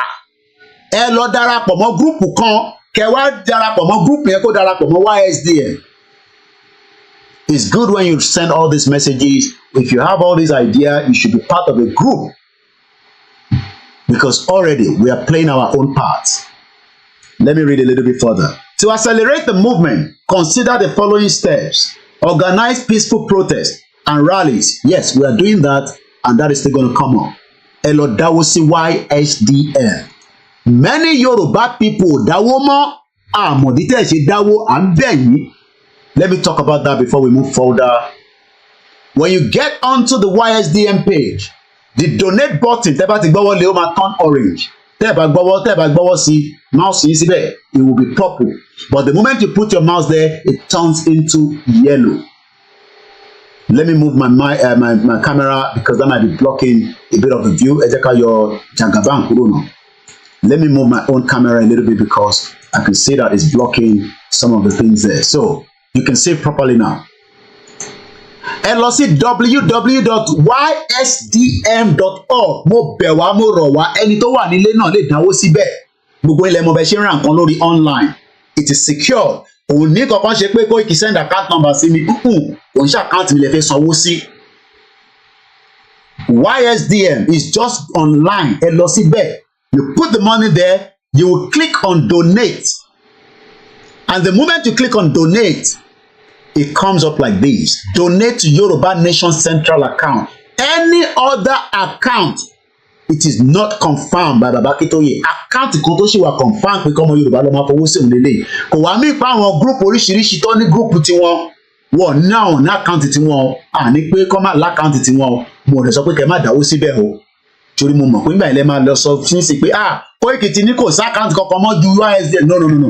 Every group ní right láti ní account. Kódà nínú group yìí gan lè máa sọ pé a máa dá 10,000 sínú YSDM. Ẹ wá kó fún olórí ẹgbẹ́ yín nínú WhatsApp group yìí. A wá lọ bá yín sọ sínú eléyìí. Every group ló gbọ́dọ̀ máa gbé responsibility láti lọ dáwó síbẹ̀. Báwọn ọmọ Biafra ṣe ń ṣe nìyẹn. Gbogbo Biafra pátá all over the world ní every month ló ń donate. Gbogbo WhatsApp group pátápátá ẹ gbọ́dọ̀ máa yọ díẹ̀ nínú owó tẹ́ bá ń gbà nínú platform yìí kẹ́ lọ máa fi sí YSDM. Group tó bá ì tí ì ṣe tẹ̀dẹ̀ sọ pé ń ṣe Yorùbá Nation. Tí ì ṣe Yorùbá Nation. Gbogbo ẹnu mo fi sọ. Gbogbo ẹgbẹ́ tó wà tí ó náà ń ṣẹgbẹ́ nínú Yorùbá Nation tí Baba Akintoye tó ń ṣe tàwọn ní dúpọ̀ onítìrí ẹ gbọ́dọ̀ máa yọ nínú owó tẹ́ bá ń dá láti máa lọ fi sínú central account. That is the only way forward that we can start pushing things and we can start preparing for the worst case scenario. Bá a ṣe ń prepare for the best case scenario, a máa prepare for the worst case scenario. Ara ntí arákùnrin fi ránṣẹ́ tó ń sọ̀rọ̀ rally tó ń sọ̀rọ̀ this owó ló máa jẹ́ kò ní jàgbàdo. Without money you cannot do anything. Even tó bá jẹ́ pé bá ń fún àwa ní £10 ẹ̀yọ́nú ẹ̀ kẹ́ máa lọ dá sínú YSDM tó bá jẹ́ pé èèyàn lè fi máa ṣe I don't care. Ẹ yọ nínú owó tẹ̀ ń fún Koiki Media ẹ lọ máa fi sí YSDM. Kò kúkú ṣe pé mo fi gba commission lórí ẹ̀. It is just in the interest of the Yoruba people that we start mobilizing ourselves. Koiki get ara no I get ara wa okay. Ẹ̀yin lẹ get ara yín àwa get ara wa. Ẹ̀yin lẹ get ara yín. It has been there. It's just that olórí burúkú dúpọ̀ nítìrì tí kò ní kú síbi táṣọ ẹ̀ wà tí ọbẹ̀ Elédùmarè dẹ̀ máa mú mọ́lẹ̀ níbikíbi tó bá wà àti ìjìnlẹ̀ àti gbogbo wọn ní sóríire kòkòrò rìn lórí yín àti wálé àlè kò ní dá fún gbogbo yín pọ́n pásítà. Òun ló wá da gbogbo ẹ̀rú pé kọ́ má dáwó mọ́. Òun ló wá sọ gbogbo nọ́sẹ̀nsì yẹn ẹ lọ máa dáwó sí YSDM. It is very simple. www.ysdm.org. Ẹ fẹ́ ṣe rally Koiki jẹ́ ọ̀la máa ṣe rally no gúgúrú àtẹ̀pà la máa lọ fi ṣe rally nínáwó ṣé wọ̀ nígbà lù wọ̀ nígbà mọ́tò máa dé garage máa ní Yorùbá Nation máa ń ṣe fún wa ní mọ́tò yín ká lọ lù. We are deceiving ourselves. Àkọ́ máa pariwo lórí social media báyìí náà ni kò sí nǹkan kan tó ń jẹ́ rally tó bá sówó. Owó ló ń pè ní rally. Èyí tí Gbòho fowó ara ẹ̀ ṣe ti tó kò ní láti náwó ara ẹ̀ mọ́. Yes, we are engaging and lobbying political parties. Yes, we are building a strong online presence. I am coming out ode lẹ́ǹkejì lẹ́nu. Even though pé mọ̀ pé máa jáde, mo tútù jáde nísìnyí, ode lẹ́ǹkejì. So why then are we saying that I need owó? Tẹ́ bá ti wá débẹ̀, ẹ wá rí pé ó máa sọ fún yín pé currency wo lẹ fẹ́ fi sanwó? Is either your dollar, pounds, euro or naira? Ẹni tó ní náírà kò yọ ẹ́ sílẹ̀ gbogbo náà lẹ́mọ̀ bẹ́ẹ̀ ṣe ń ra nǹkan online pẹ̀lú náírà káàdì yín wọ́n máa yọ síra wọn náà ni bó bá jẹ́ 1,000 ló fèsì dá síbẹ̀ tó bá jẹ́ pound ni fi pound síbẹ̀ àwa bí ẹ pé kí ló pé irú reason wo ni wọ́n ti fi dáwó yẹn ṣé fún security ni ṣé fún welfare ni food bank ni àbí monthly ọ̀rọ̀ míyàn tẹ̀ àbí just o kàn fi dáwó fún Yorùbá central account wàá sọ èyí tó bá wọ̀n ẹ́ níbẹ̀ o lè dá security kó tó dá welfare tọ́lọ̀ bá bù ẹ̀ láṣìírí tó pọ̀ it's never too much. bọ̀ká wa máa jókòó ní Ọlọ́run máa gbàdúrà wa a máa gba Yorùbá Nation a nídòówó ìrọ̀lẹ́ ń pa yẹ̀yẹ́ lẹ̀ ń ṣe àtẹ̀mí àtẹ̀yìn a lọ anywhere a máa ṣe wọn bá ta bá lè ṣe but ọ̀rọ̀ tó lówó dé you cannot do anything. Ẹ má jẹ́ káwọn gbogbo àwọn blogger olórí burúkú lòṣì tó ń sọ jágbajàgba wọ́n ti kówó jẹ o wọ́n tún ti fẹ́ máa gbọ́ owó bomb bastard olórí burúkú ló pọ̀ jù nínú wọn àtọmọ Yorùbá tó wà nínú wọn. Without money you cannot do much. You click on security, you put the amount there, you put the donor's name there, you put your email address, and you just put your card details. Or you can also use and say another way. O lè lo pay Google Pay fi sanwó, o lè fi card details ẹ adẹ béèrè wá dẹ click donate. Simple, kò sí tó lè níbẹ̀. Ẹ̀yin tẹ́ bá wà struggle, gbogbo yín lẹ ní ọmọ nílé ẹ pa àwọn ọmọ yín. Tọmọ yín bá ní kílẹ̀ fẹ́ dáwó fún ẹ náà ẹ fẹ́ dáwó sínú Yorùbá YSDM. Tìbí ẹ̀ ń dáwó sínú church ẹ̀ ń dáwó sínú mọ́ṣáláṣí. Ẹ bá dá sí YSDM náà kò pọ̀ jù. Ẹ má wà nira yín lára. Bó bá jẹ́ £2 náà ni ẹ fi síbẹ̀. Bó bá jẹ́ £1 ni ẹ fi síbẹ̀. Ẹ jẹ́ kó wà consistent. That is about that. Ẹ jẹ́ ká padà sọ́dọ̀ lórí burúkú Buhari tó ní ṣoríire. Ẹ jẹ́ àgbọ̀n tó sọ níbí.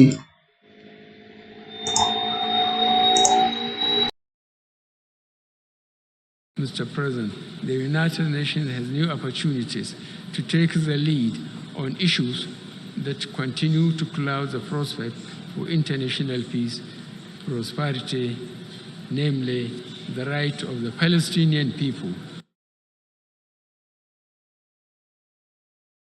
Buhari sọ̀rọ̀ nípa international issue. Kí ni international issue? The right of the Palestinian people. So our own right. Kò ní mínì sí olórí burúkú ṣe bàbá. Olórí burúkú ṣe bàbá. Olórí burúkú somebody.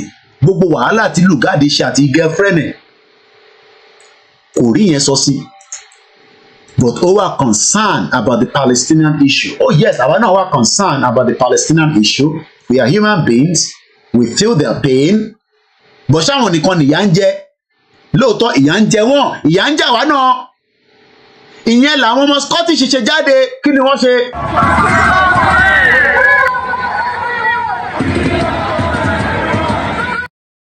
Àwọn ọmọ Scotland ní freedom for everyone. Àwọn ọmọ Yorùbá náà fẹ́ freedom. Wọ́n ní Koiki, we don't want freedom. We want Nigeria. Mama wonder pé Nigeria. Scottish people tó wà okay. They are doing very well. Education, welfare. They have issues with their government. They are still saying freedom for everyone. Freedom for Scottish people. Àwa náà ní a fẹ́ freedom. Ọmọ Yorùbá ní náà a fẹ́ freedom o. A máa fix Nigeria. Bàbá ẹ̀ tó rí Nigeria fix kó tó kú. Èyí tó kú nù bàbá ẹ̀ gan ṣẹ̀ báwo ló ṣe rí lélẹ̀. Bàbá yín ẹ̀ lè fi bàbá yín fi ṣe bàbá yín ó ń jìyà. Àìsàn kan ṣe àìsàn jẹ̀díjẹ̀dí lásán ló ń ṣe bàbá ẹ̀ òru wà gbogbo nísìnyí. Àgbo tó yẹ kó cheap jù gan bàbá yín ò rí mu. Ẹlòmíì ní kidney problem. Ẹlòmíì ní ulcer. Gbogbo àwọn problem yìí kò ń ṣe problem. Tá bá ní good health care tó máa tọ́jú gbogbo wa. But when we don't have the right to self-determination, ẹ̀ ń dúró káwọn olóṣèlú tó ń sá lọ sí abroad lọ gba treatment. Buhari spent half of his life in UK receiving free treatment. Olórí burúkú. The Scottish people are saying freedom for everybody. Is because wọ́n mọ̀ pé freedom yẹn gangan ló máa fún wọn ní the right to their resources. Gbogbo gáàsì wọn wá lè determine fúnra wọn. Let's take it one more time.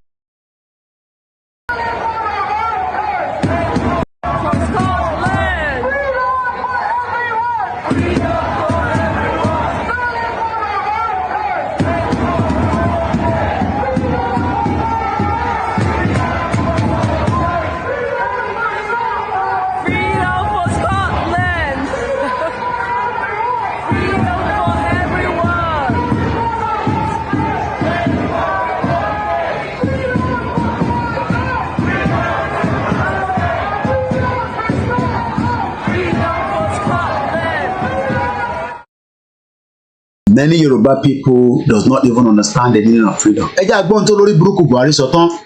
Buhari ń jà fún ìran tiẹ̀ tó jẹ́ àwọn Mùsùlùmí. Is more concerned about the Palestinian than the IPOB or the Oduduwa or the Arewa or the Shiite. Buhari care less about us.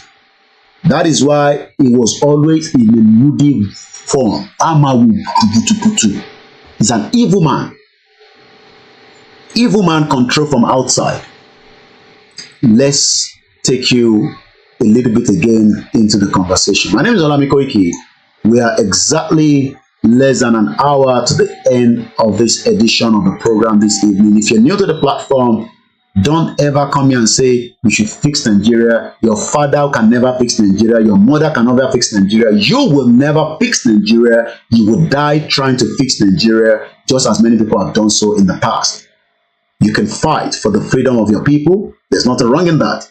But trying to fix Nigeria, you will die trying to do so.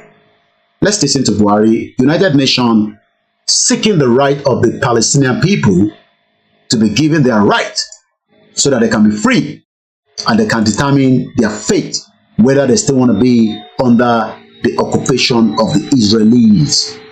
My name is Olami Koiki. This is Koiki Media. Bringing the work closer to your doorstep. Climate action and agriculture. On the international scene, Mr. President, the United Nations has new opportunities to take the lead on issues that continue to cloud the prospect for international peace, prosperity, namely the right of the Palestinian people to have their own country free of occupation. The international community has spoken from Resolution 242 of 1967 to the present day on the rights of Palestinian people to have and live in peace in their own land. The risks associated with nuclear fraud.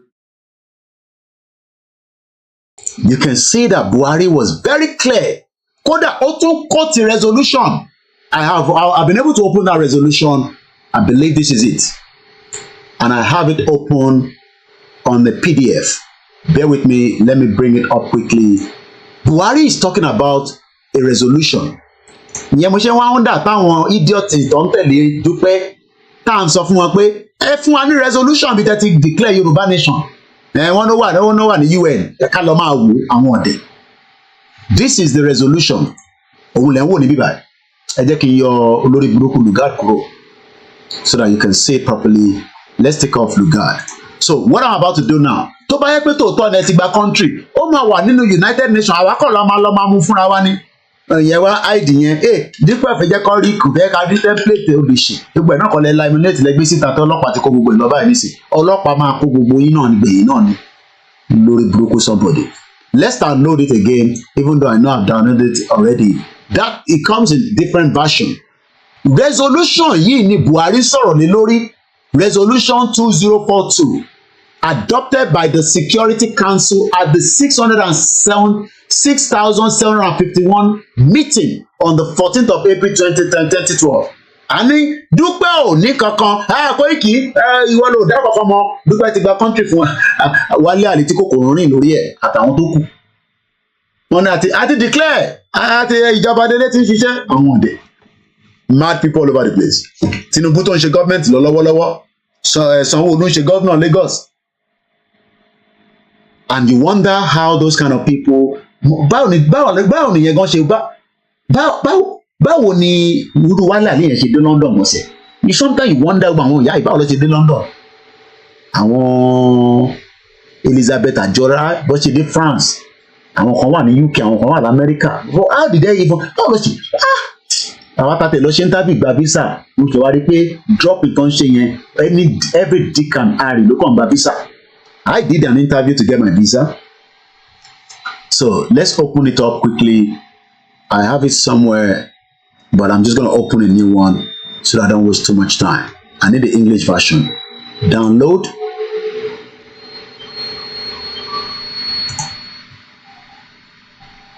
Download. Okay. Save onto download. Save, and then it's going to open. Then when it opens, then what I'm going to do right now, yeah, that's it there. So let's remove Jagaban away from the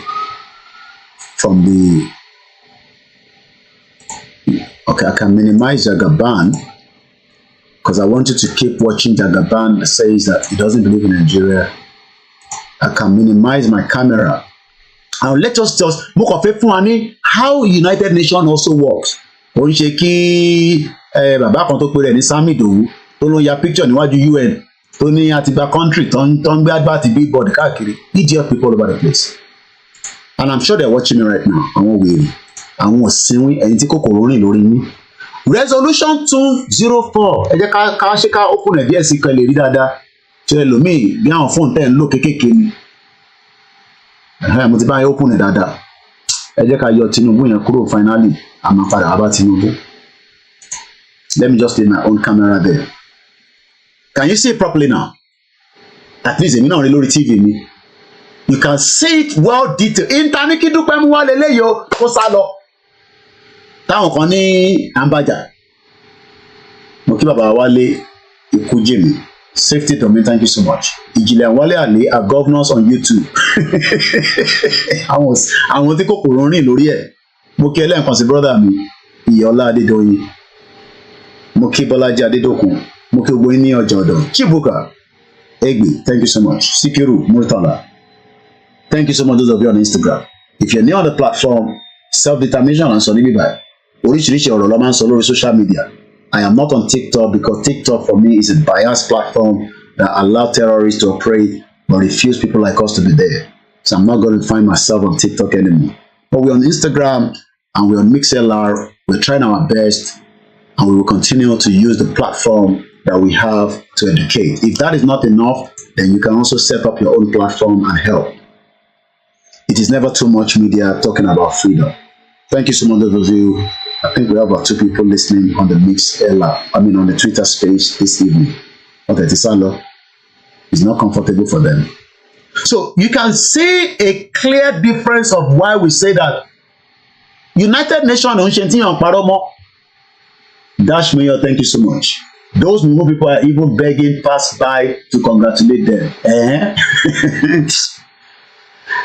Resolution 2042, 2012, adopted by the Security Council at the 6,751 meeting on the 14th of April 2012. The Security Council, recalling its President's statement of 3rd of August 2011, 21st of March 2012, 5th of April, gbogbo àwọn ọjọ́ tó jókòó nìyẹn, and also recalling all relevant resolutions of the General Assembly, reaffirming its support to the Joint Special Envoy for the United Nations and the League of Arab States, Kofi Annan, and his work following General Assembly Resolution A, Resolution 66253 of 16 February 2012, and relevant resolutions of the League of Arab States, reaffirming its strong commitment to the sovereign, independent, unity, territorial integrity of Syria and the purposes and principles of the Charter. Condemning the widespread violations of the human rights by the Syrian Authority, as oiled any human rights abuses by armed groups, recalling that those responsible shall be held accountable, and expressing its profound regret at the death of many thousands of people in Syria. These are the basic things. When you talk about UN, whatever tó bá sọ nípa UN pé ń sọ nípa yín ẹ gbọ́dọ̀ lè gbé jáde. Tẹ́ ẹ bá ti gbé jáde, fàbú ló wà níbẹ̀, ẹ ti di bàbá sùwé nìyẹn lórí social media. If anybody is quoting anything on United Nations, ó wà níbẹ̀. Tó o bá ti sí níbẹ̀, fàbú ni kò sí. Ọ̀rọ̀ tí Buhari sọ níbí, Resolution 2042 tó sọ òun lélẹ̀. Because ó ti máa fóun náà ni àwọn tó draft ọ̀rọ̀ Buhari yẹn wọ́n ti sọ fún pé resolution kan wà tó báàkì ọ̀rọ̀ tó máa sọ. So tẹ́yìn wá ń sọ fún wa pé ẹ ti gba Democratic Republic of Yorùbá, níbo ni resolution yẹn wà, kí ló báàkẹ̀ ẹ̀yin olòṣì tá à ń sọ fún pé kò ń ṣe country lẹ́gbàá social media YouTube lẹ́kọ̀ọ́ ń ṣe kòkòrò rìn lórí yín ẹni ká ṣọ́tọ̀ ẹni àwọn tá à ń sọ. Buhari tó ń sọ̀rọ̀ níbí báyìí ó mọ̀ pé ọ̀rọ̀ tóun máa sọ ó gbọ́dọ̀ ní backing yẹn lélẹ̀ tàgbé wá sí bíbá resolution ó wà ní English, ó wà ní Espanol, ó wà ní France, ó wà ní Arab, ó wà ní àwọn other languages títí kan Chinese. Òun ló kọ sí bíbá adopted, òun la dẹ̀ ṣí sí bíbá ta ṣí lẹ́ǹkan òun dà. Níbo ni mo ti ṣí lẹ́ǹkan? Where is it again? Òun lélẹ̀ resolution okay mo tẹ̀sí síbẹ̀ tẹ́lẹ̀ òun lélẹ̀ ó wà straightforward kò sí àní níbẹ̀. You can't lie against the United Nations. Ṣe ibi tí yàn kọ́ lọ́ọ́ máa ya picture ẹ wá gbé sórí social media táwọn òbí ẹ máa jubilate ẹ máa jó ẹ máa ayọ̀ Republic of Democratic Muki Ọlákúnlé káàbọ̀ sórí ètò Muki àtòbí mi lọ́mọ ẹ káàbọ̀ sórí ètò Republic of Democratic of Republic of Yorùbá Nation.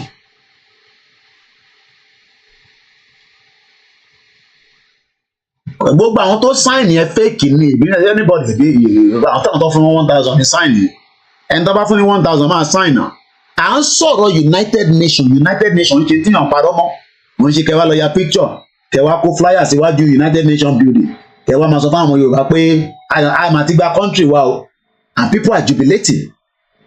Àwọn ọmọ Yorùbá tó lọ wá lé they believe that nonsense is because ẹ ti wà ní ntí brother wa kan pé operation keep them poor.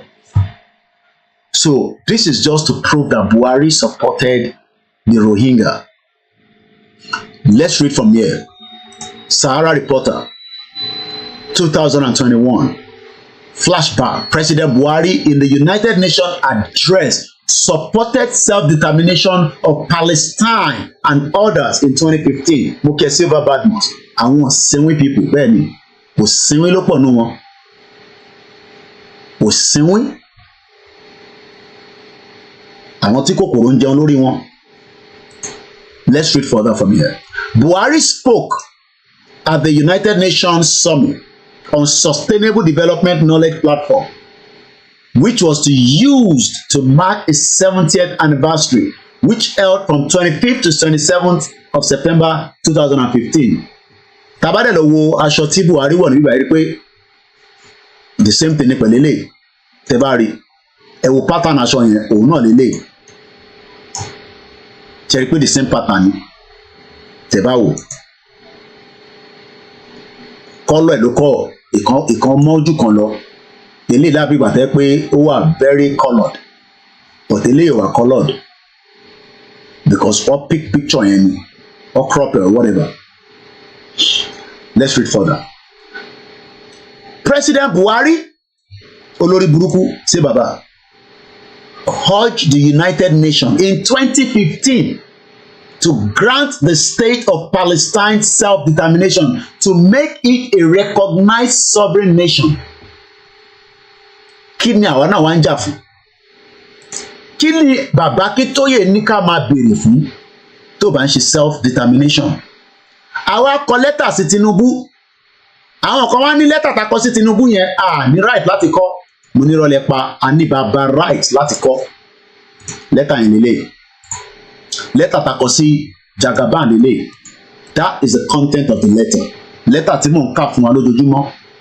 Page 1 to 8 ó wà lórí Koiki Media website www.koikimedia ẹ̀bà níbẹ̀. Àwa ń sọ pé àwa náà ní right. Àwa kọ lẹ́tà sí Tinubu pé bàbá Tinubu àwa ìran Yorùbá fẹ́ lọ.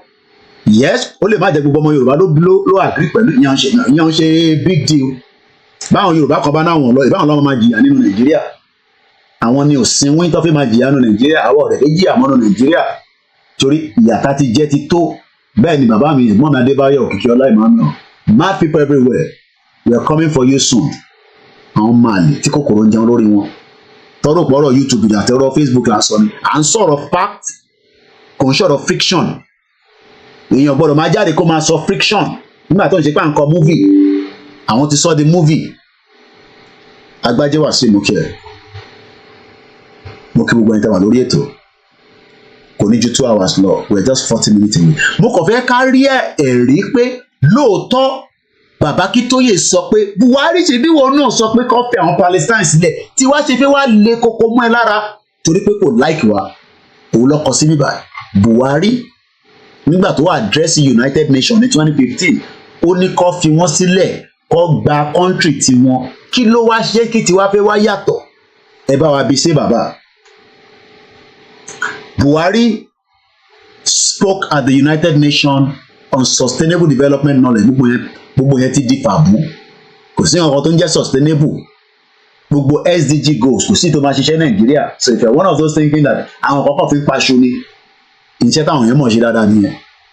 In his speech, the Nigerian leader made a case for Palestinian people before the world governing body to be given their inalienable right of becoming an independent country without further delay or obstacle. ẹ wá bi wá nísìn pé kí ló lè fa obstacle tí Tinubu ò ní fún wa ní Yorùbá nation kí ni àwọn obstacles tẹ̀yin rò pé ó lè máa ṣẹlẹ̀ ẹ kọ sínú comment section kí lẹ̀yin rò pé they are the hindrance because Tinubu ló wà níbẹ̀ nísìn kò ń ṣe Buhari mọ́ ṣé bàbá olórí burúkú ti lọ́ntì ẹ̀ Tinubu Jagaban ló wà níbẹ̀ nísìn pẹ̀lú àwọn Afẹ́nifẹ́re bí gbogbo wọn pátápátá kí lẹ̀yin rò pé ó máa ṣẹlẹ̀ nísìn àwọn wo ló máa jẹ́ hindrance àwọn wo ló máa dàbí alátakò fún wa pé a fẹ́ gba Yorùbá country torí Buhari ò sí bẹ́ẹ̀ mọ́ báyìí à lè parọ́ mọ́ Buhari o àwọn wo ni alátakò ṣé gọ́vnà ẹni ṣé ìyá aláta ni ṣé ìyá elépo ni ṣé MC Olúọmọ ni ṣé Kókó Zaria ni ṣé àwọn ọmọ onímọ́tò ni ṣé àwọn ọmọ ẹlẹ́ran ni ṣé àwọn ọmọ elépo ni ṣé àwọn tó ń kọ̀ǹtúrò Àpápá ni ṣé àwọn òyìnbó aláwọ̀ funfun ni ṣé Amẹ́ríkà ni ṣé UK ni ta ni wọ́n rò pé máa jẹ́ alátakò fún ìran Yorùbá pé ó fẹ́ dá dúró ṣé ọmọ Yorùbá sí Yorùbá ni ẹ máa kọ sínú comment section Ọlákúnlé ní àwọn Afẹ́nifẹ́re ní number 1 nígbà tá a kọ lẹ́tà sí president gbogbo Nàìjíríà tó ń ṣe Afẹ́nifẹ́re la kọ lẹ́tà sí táwọn wá ń tako lẹ́tà tá a gbé lọ bàbá mi Wálé Kúnjì mi sọ pé àwọn British ni ẹ máa fi síbẹ̀ ká ní ìwọ rò pé alátakò ká ní ìwọ rò pé alátakò tó ní fi jẹ́ ká lọ Dúpẹ́ ti ṣe tó fẹ́ ṣe níṣẹ́ ó ti bá olórí burúkú tiẹ̀ lọ báyìí ó ti bá àrìn àjò ara ẹ̀ jẹ́ kò ṣe tiwa bọ́tà ni alátakò níbi tí ilẹ̀ ṣúdé lẹ́nu òun ṣe pé kẹ́kọ̀ọ́ máa gbọ́ program ẹ̀yin náà comment tẹ́ ẹ̀ bá lè kọ́ lóyìnbó ẹ̀ kọ́ ní Yorùbá náà because àánú afẹ́ lọ kò ń ṣọ̀rọ̀ ẹnu àti gbé lẹ́tà dìde we the Yoruba self-determination movement leading the Yoruba self-determination struggle for the Yoruba sovereign state. Buhari náà lọ bèrè irú ẹ̀ fáwọn Palestinian òun lè léyè ní kọ́ mo kọ́. Buhari lọ bèrè ẹ̀tọ́ fa I mean how can a president ó kúrò ní Nàìjíríà ó lọ Amẹ́ríkà ó lọ ń bèrè ẹ̀tọ́ àwọn kan àwọn tó dẹ̀ wà lábẹ́ nọ́ọ̀sẹ̀ ó ní kó pa wọ́n dànù. Buhari ní kó pa wọ́n ẹ̀yin tẹ́ wà lórí Mixlr ẹ lọ darapọ̀ mọ́ wa lórí àwọn platforms tó kù ẹ ṣé gan ni thank you so much. Buhari ní kó pa wọ́n orí kan yanjú wọn ṣẹ̀rí pọ́rọ̀ yẹn kù díẹ̀ wọ́n ní àwọn Haúsá àti Fúlàní wà lára àwọn tó jẹ́ alátakò ta ni wọ́n rò pé alátakò tí kò fẹ́ jẹ́ kí àwọn Yorùbá kó lọ àwọn Yorùbá politicians wọ́n ní àwọn alátakò if you think that they are going to let you go àwọn olùṣòlù 419 by times grandma mi máa ń ní times 2 wọ́n á rí pé grandma mi gan náà pé nígbà táwọn sọ times 2 yẹn nǹkan tí bad 419 times 4 òun àwọn politicians yìí they are 419 kó wá multiply it by 4 they want to live a world tí àwọn ọ̀ràn wọn ò jẹ rí so they will be telling you how can they be talking about Calabar coastal line nígbà tí Lagos Ibadan expressway ò ti ṣiṣẹ́ ṣe rí pé ọ̀rọ̀ yẹn make sense tó bá ti kó fífi jáde because IMF àti World Bank àwọn ibi táwọn ti fẹ́ gbówó fún wọn nìyẹn wọ́n dẹ̀ fẹ́ gbé contract fáwọn Lebanese àtàwọn Chinese wọ́n máa pin mọ́ra wọn lọ́wọ́ project yẹn tí ayé máa fi fẹ́ẹ́ parẹ́ tó ní parẹ́ tabasi wà ní Nàìjíríà project yẹn ò ní wá sí ìmúṣẹ gbogbo ilé tó ń fọ́ landmark bridge kíní kan tó ń ṣe yẹn wọ́n kàn fi yẹn ṣe kàjọ ni we are all in problems but the problem can be resolved. Bí Buhari ṣe ló ń béèrè fún inalienable right mo ti sọ fún yín pé àwa náà ní right yẹn ẹ forget about gbogbo Ọbásanjọ́ ọ̀dà sí Ọbásanjọ́ kíní kan àpẹẹrẹ Ọbásanjọ́ bàbá òfin yẹn àwọn bàbá olórí burúkú yẹn kíní kan àpẹẹrẹ Ọbásanjọ́ Àkóìkí Ọbásanjọ́ dẹ̀ ní wéètì ní gbogbo Áfíríkà ó ní wéètì around the world kí ló fi ṣe fún dádì tiẹ̀ ọ̀dẹ̀ Ọbásanjọ́ tó ní kó ló máa tọrọ àforíjì nísì fún gbogbo àwọn ẹ̀ṣẹ̀ tó ti ṣe tó wà lọ́rùn ẹ̀ òròpó máa bá yín dá sọ̀rọ̀ tó wà lẹ́nu ọmọ Ìgbò l'Ọbásanjọ́ gbogbo èèyàn ti sọ pé ọmọ Ìgbò ni kò ń ṣe ọmọ Yorùbá inalienable right òun ni ọ̀rọ̀ self-determination. Other countries were refused first, but we have to remember, and this is a really important point, that self-determination is an inalienable international right and a law as well. And other countries will recognise Scotland's democratic choice expressed at the ballot box. Ṣe respect Scotland lọ gbọ́dọ̀ respect àwa náà Buhari náà lọ sọ yẹn mú kí ìyàwó Felicia Ojo ẹ ṣe gan ni grandma divine_snacks. I am not saying you should not continue to do whatever you are doing inside Nigeria. There's nothing wrong in that. Because kò tí break. If you have a business there, continue to run your business. If you have anything to do, but have it at the back of your mind that that country needs to go. But if you are praying that, no, Jesus will not let it go. Mo kí ẹ plan B. Káàbọ̀ sórí ètò. Tó bá dárúkọ pé Jesus will not let it break. Jesus gan máa nù ẹlẹ́gbàá. Because many lives that the British put together in that contraction are crying, and their cry has reached the heaven or whatever you believe in. Then Obasanjo, my foot. Safety domain. Obasanjo ọmọ Igbo. Only my Nigerianness is better than my Yorubaness. Moketi. Àní Buhari lọ sọpọ́tì àwọn Palestine, òun ni program tá gbé wá nírọ̀lẹ́. Tó bá ṣe darapọ̀ mọ́ wa, I have the video evidence and I have the write-up evidence. The video evidence òun lélẹ́yìí. Màá padà sí 824 ni mo ti note it down. Let's go back to 824. Ẹja gbọ́n tó sọ níbí báyìí. Ṣé bàbá ń sọ̀rọ̀ nípa resolution ẹ farabalẹ̀ ó máa sọ̀rọ̀ resolution yìí. 2042 ó sọ̀rọ̀ resolution tí wọ́n ṣe tó favour àwọn resolution yìí láti kàlẹ́ kan yìí. Page mẹ́rin náà ni òun lélẹ̀. 6-point proposal of a joint special envoy of the United Nations and the League of Arab States. Ìtàníkì dúpẹ́ mú wọn lélẹ́yìí o. Níbo ni wọ́n àtàwọn United Nations ti jókòó? Ó ní àtijọ́ àti ṣe meeting. Àgbáyé òun ti report Nàìjíríà sàgbà.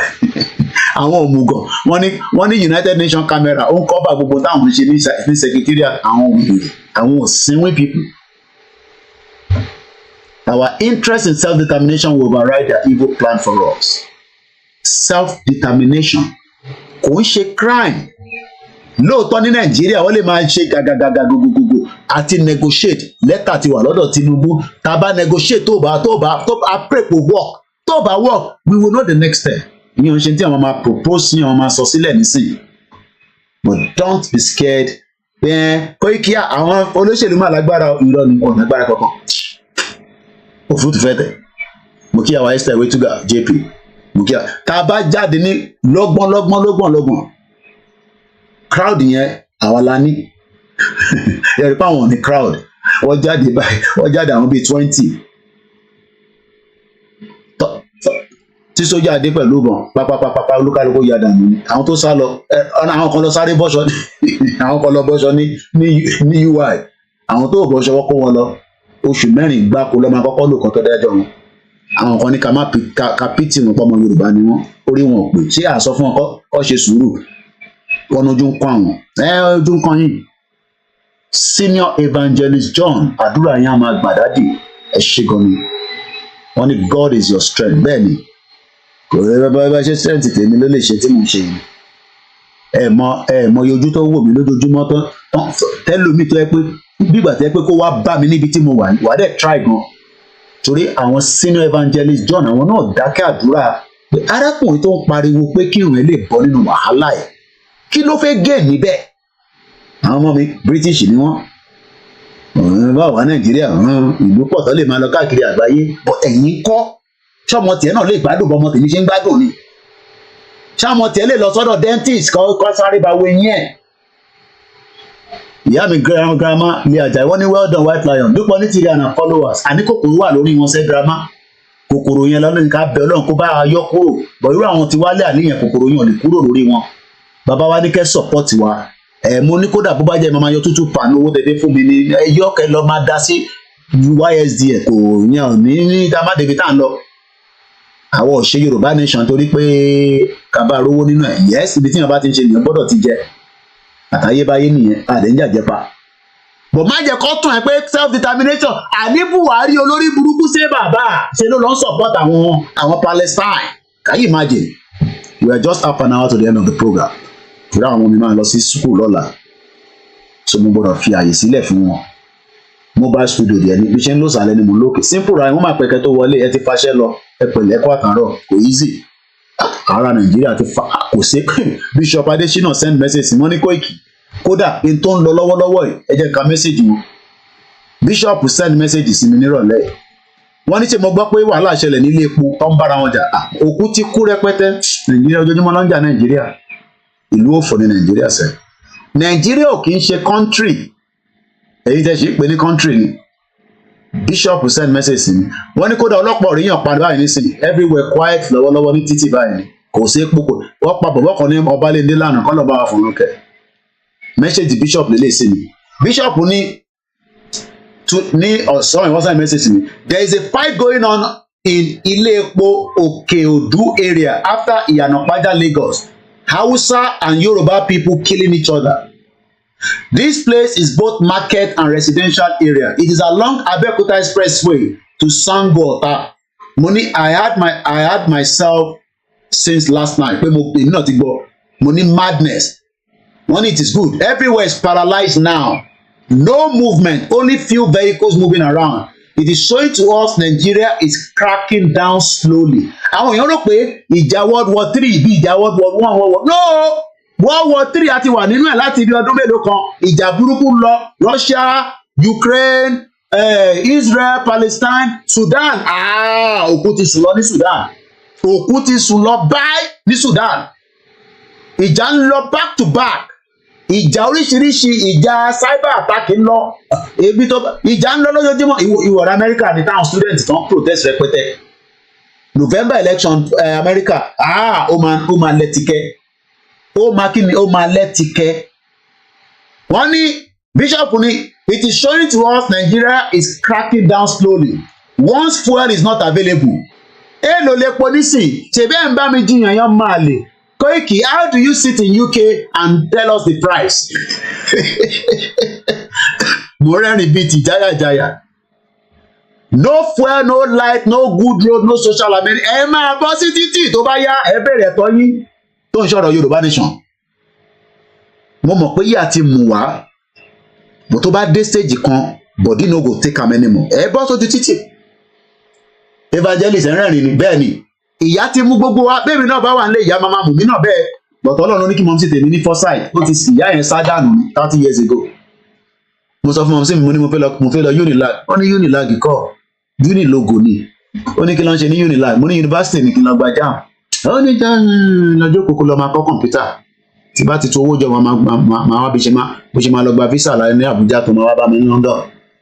Ó bẹ́tà kó jẹ́ asylum mo fẹ́ ṣe asylum náà níwèé asylum kan mo fi ṣe pépà mi nílùú yìí ó bẹ́tà kó wá jẹ́ illegal immigrant gan ní UK dàn kó wà Nàìjíríà lọ ọ̀rọ̀ yàn yé mi nísìnyí mo ṣe wá understand pé ó bẹ́tà kí yàn wà nílùú ìlóòótọ́ kó máa fa pépà 15 years mo fi bá wọn fàwé mi máa jókòó síbẹ̀ yẹn kan wọ́n sọ mi pé kí n ṣọ́tọ̀ kò ní da fún bàbá ẹ̀ ṣé mi mo ní kó má mú ẹ kúrò Nàìjíríà ṣé èmi ni fọ́ọ̀tì bàbá ẹ̀ kó má mú ẹ kúrò Nàìjíríà bí mo sí ẹ̀ nígbà tó ọ̀dẹ̀ ti mú ẹ kúrò mo wá fẹ́ mú ẹ kúrò nísìn mo wá sọ fún ẹ pé self determination ó sọ fún mi pé ká máa ṣe restructure ìyá mi Bọ́lúwa ti fẹ́ mo kí n jàre Bishop ní wàhálà ti ṣẹlẹ̀ ọlọ́pàá òríyàn kankan pa lójú títì ọlọ́pàá òríyàn kankan pa lójú títì everywhere ti gbẹ àwọn èèyàn wà lọ sùn sábẹ́ bridge mo rí tọ́ lọ bọ́ọ̀sì wọn àwọn ọmọ Yorùbá àwọn kan tó ń gbọ́ owó lẹ̀ owó títì owó ró 250,000 naira wọ́n máa sùn sábẹ́ bridge. Bishop ní Nigerian government can be fought through shortage of fuel supply, scarcity of dollars in its economy. No need of people blocking the road. Police shooting and killing them for fun. Kò sẹ́ni tọ́lọ́pàá fi pamọ́ báyìí nísìnyí bọ́ rí ọ̀pọ̀pá ní Ọbalẹ́ndé lánàá níbi tẹ́tí fẹ́ rẹ̀ po. Babátúndé Amos. Gbogbo àwọn tó wọ́n ọ̀rọ̀ Yorùbá ọ̀rọ̀ Nàìjíríà kò ní fẹ́ kí Yorùbá lọ bẹ́ẹ̀ ọ̀ ní fẹ́ kó lọ definitely ẹja gbọ́n tí ṣé bàbá sọ lẹ́ẹ̀kan sí ká tó máa lọ torí a ṣe ní bíi 25 minutes àti ṣe 1 hour 35 minutes àbí tabadẹ̀rẹ̀ tó bá fẹ́ pè tabá ti play sí bàbá ìtàn gbogbo ẹ̀ náà kò ní tó 2 hours tabadẹ̀rẹ̀ tó fẹ́ pè nọ́mbà tẹ́ máa pè sí ní +44 74 04 05 917 tó máa fààyè sílẹ̀ fún bíi kọ́ọ̀lù méjì mẹ́ta kó má dàbí pé ó kì í wọ́n nìkan ló kúkú ń dá ṣètò ẹ̀ ó kúkú já pè wọlé ọ̀rọ̀ òye wa so torí mo mọ̀ pé àwọn kan á máa kùn sínú bẹ́ẹ̀ bí bàbá wa Bọ́lá Ìgè ṣe sọ àwọn kan á máa kùn sínú àwọn náà fẹ́ gba kọ́ńtì àwọn kan kùn sínú wọn náà fẹ́ Peter Obi ẹ̀yìn wèrè àwọn ọmọ Ìgbò gan tán náà fẹ́ Peter Obi gan sẹ̀ agenda wà behind it Awúsá ò dẹ̀ lè jẹ́ kí Peter Obi débẹ̀ ẹ̀ bá pariwo títí mo kí ẹ Sunday Adébánjọ Òkè Òdó ilé epo bẹ́ẹ̀ ni wàhálà ti ṣẹlẹ̀ bẹ̀rẹ̀ pẹ̀tẹ́sẹ̀ ebi pọlọ́pàá gidi àníyàn kan tó ṣẹ̀dé brọ́dà mi kan wọ́n ṣẹ̀dé láti Nàìjíríà ni wọ́n ní Kóìkì ọmọ ìlú yẹn mo ní kí ló ṣẹlẹ̀ ẹ̀ pé táwọn èèyàn bá dé wọn fún mi ní report UK báyìí dẹ̀ lọ gbé wọ́n ní ọlọ́pàá táwọn bá sọ̀rọ̀ gan sọ pé Yorùbá nation làwọn fẹ́ bọ̀tẹ́mọ̀ pé uniform làwọn wà wọn nílé ìsọ̀rọ̀ sókè ẹjẹ́ agbọ́n tí ṣé bàbá sọ ẹni bá fẹ́ pè wọlé.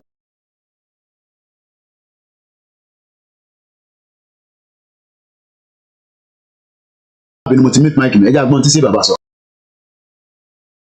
The nation has new opportunities to take the lead on issues that continue to cloud the prospect for international peace, prosperity, namely the right of the Palestinian people to have their own country free of occupation. The international community has spoken from Resolution 242 of 1967 to the present day on the rights of Palestinian people to have and live in peace in their own land. ṣe bó ṣe sọ kò mix ọ̀rọ̀ yẹn together ó sọ clearly to have their own country in their own land. ìdáwà náà sọ pé afẹ́ nìyẹn ọmọ Yorùbá wa bá wa argue ó ní Kóìkì irú country ò lẹ fẹ́ gbà ta ló máa ṣe gọ́ọ̀mẹ̀ntì yìí ta ló máa ṣèjọba ṣáwọn same politician yìí náà ni wàá máa sọ̀rọ̀ bíi dìdìrìn ẹlòmíà máa sọ̀rọ̀ bí ìgbà tẹ́ pé àgbo wọn ò pé nígbà tó bí wọn ẹlòmíà máa sọ̀rọ̀ bí ìgbà tẹ́ pé àgbo tó pè fún ní kékeré ò pé torí I don't understand tàbá wí a wàá máa sọ b ebi ti fẹ́ parí ètò sórí tó kù nísìn fi ṣe fàájì ni tàbá sọ pé a wàá sọ b bẹ́ẹ̀ ni Ògúnmọ́lá Abíọ́dún Buhari is a bigot tó bá jẹ́ another word wà fún bigot. Brother, well done, sir. Please, do you remember all those idiotic people that chat with you on X last month? Where they are now? Àwọn yẹn ti ẹ̀ ọ̀nà ìwà olórí burúkú ni wọ́n pọ̀ bẹ́ẹ̀ sáwọn ọmọ Yorùbá. Tẹ́ bá rí bọ́ ṣe ń bá mi jà lórí X ní 2 weeks ago. Tẹ́ bá rí bọ́ ṣe attack mi. Tẹ́ bá rí bọ́ ṣe ń bá mi tó ń bá mi pọ̀. Wọ́n náà wà lá dá Nàìjíríà. Wọ́n náà wà lá fẹ́ wọ́n náà Yorùbá nation ló dá Nàìjíríà rẹ̀. Nàìjíríà tó ti dàrú látijọ́ tí òyìnbó ti kó gbogbo àpapọ̀ ní 1914 lọ́ ti da gbogbo ẹ̀rù bí ẹsẹ̀ télọ̀. Iṣẹ́ táwa kọ́ ṣe nísìn ni pé ká educate àwọn èèyàn wa ká sọ purpose reason benefit àǹfààní tó wà níbẹ̀ ká bá dá dúró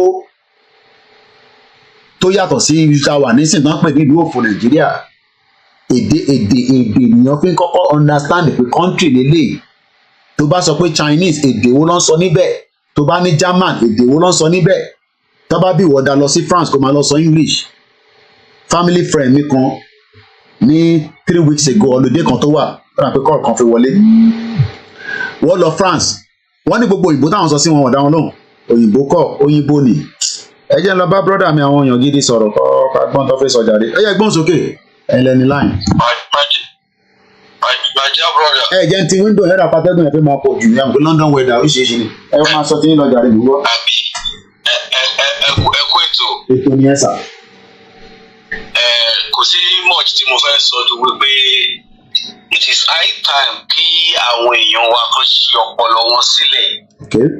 because ó dàbí pé the system in Nigeria ó ti di trojan tó ti wọ ọpọlọ àwọn èèyàn.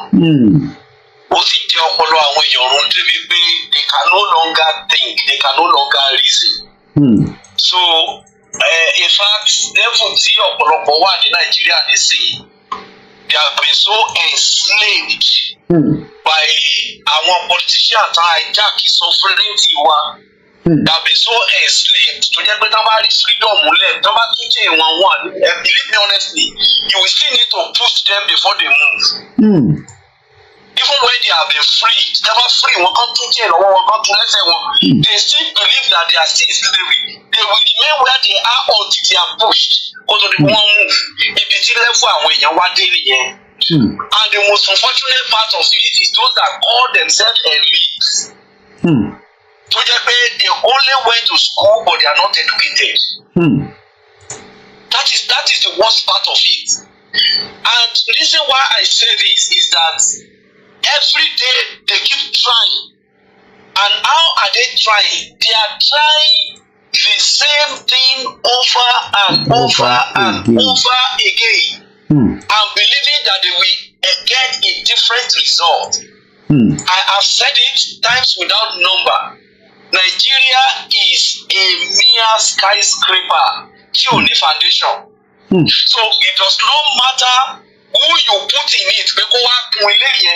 Go and change the window, go and change the curtain. You are still wasting time. It will never stand.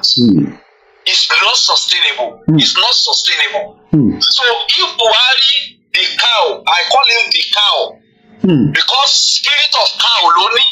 Tẹ́bá ti dá màálù wọnú oko, màálù ò mọ̀ wípé eléyìí do grass ni o, eléyìí o effort àwọn kan ní o, wípé crop lélẹ́yìí o, màálù ò mọ̀ yẹn wọ́n máa destroy gbogbo ẹ̀ ní. That spirit ló wà nínú Buhari. Buhari is a cow. Ṣé to understand?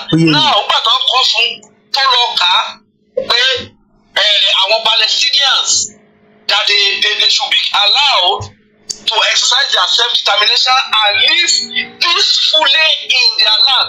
Underline those key words. Peacefully on their own land.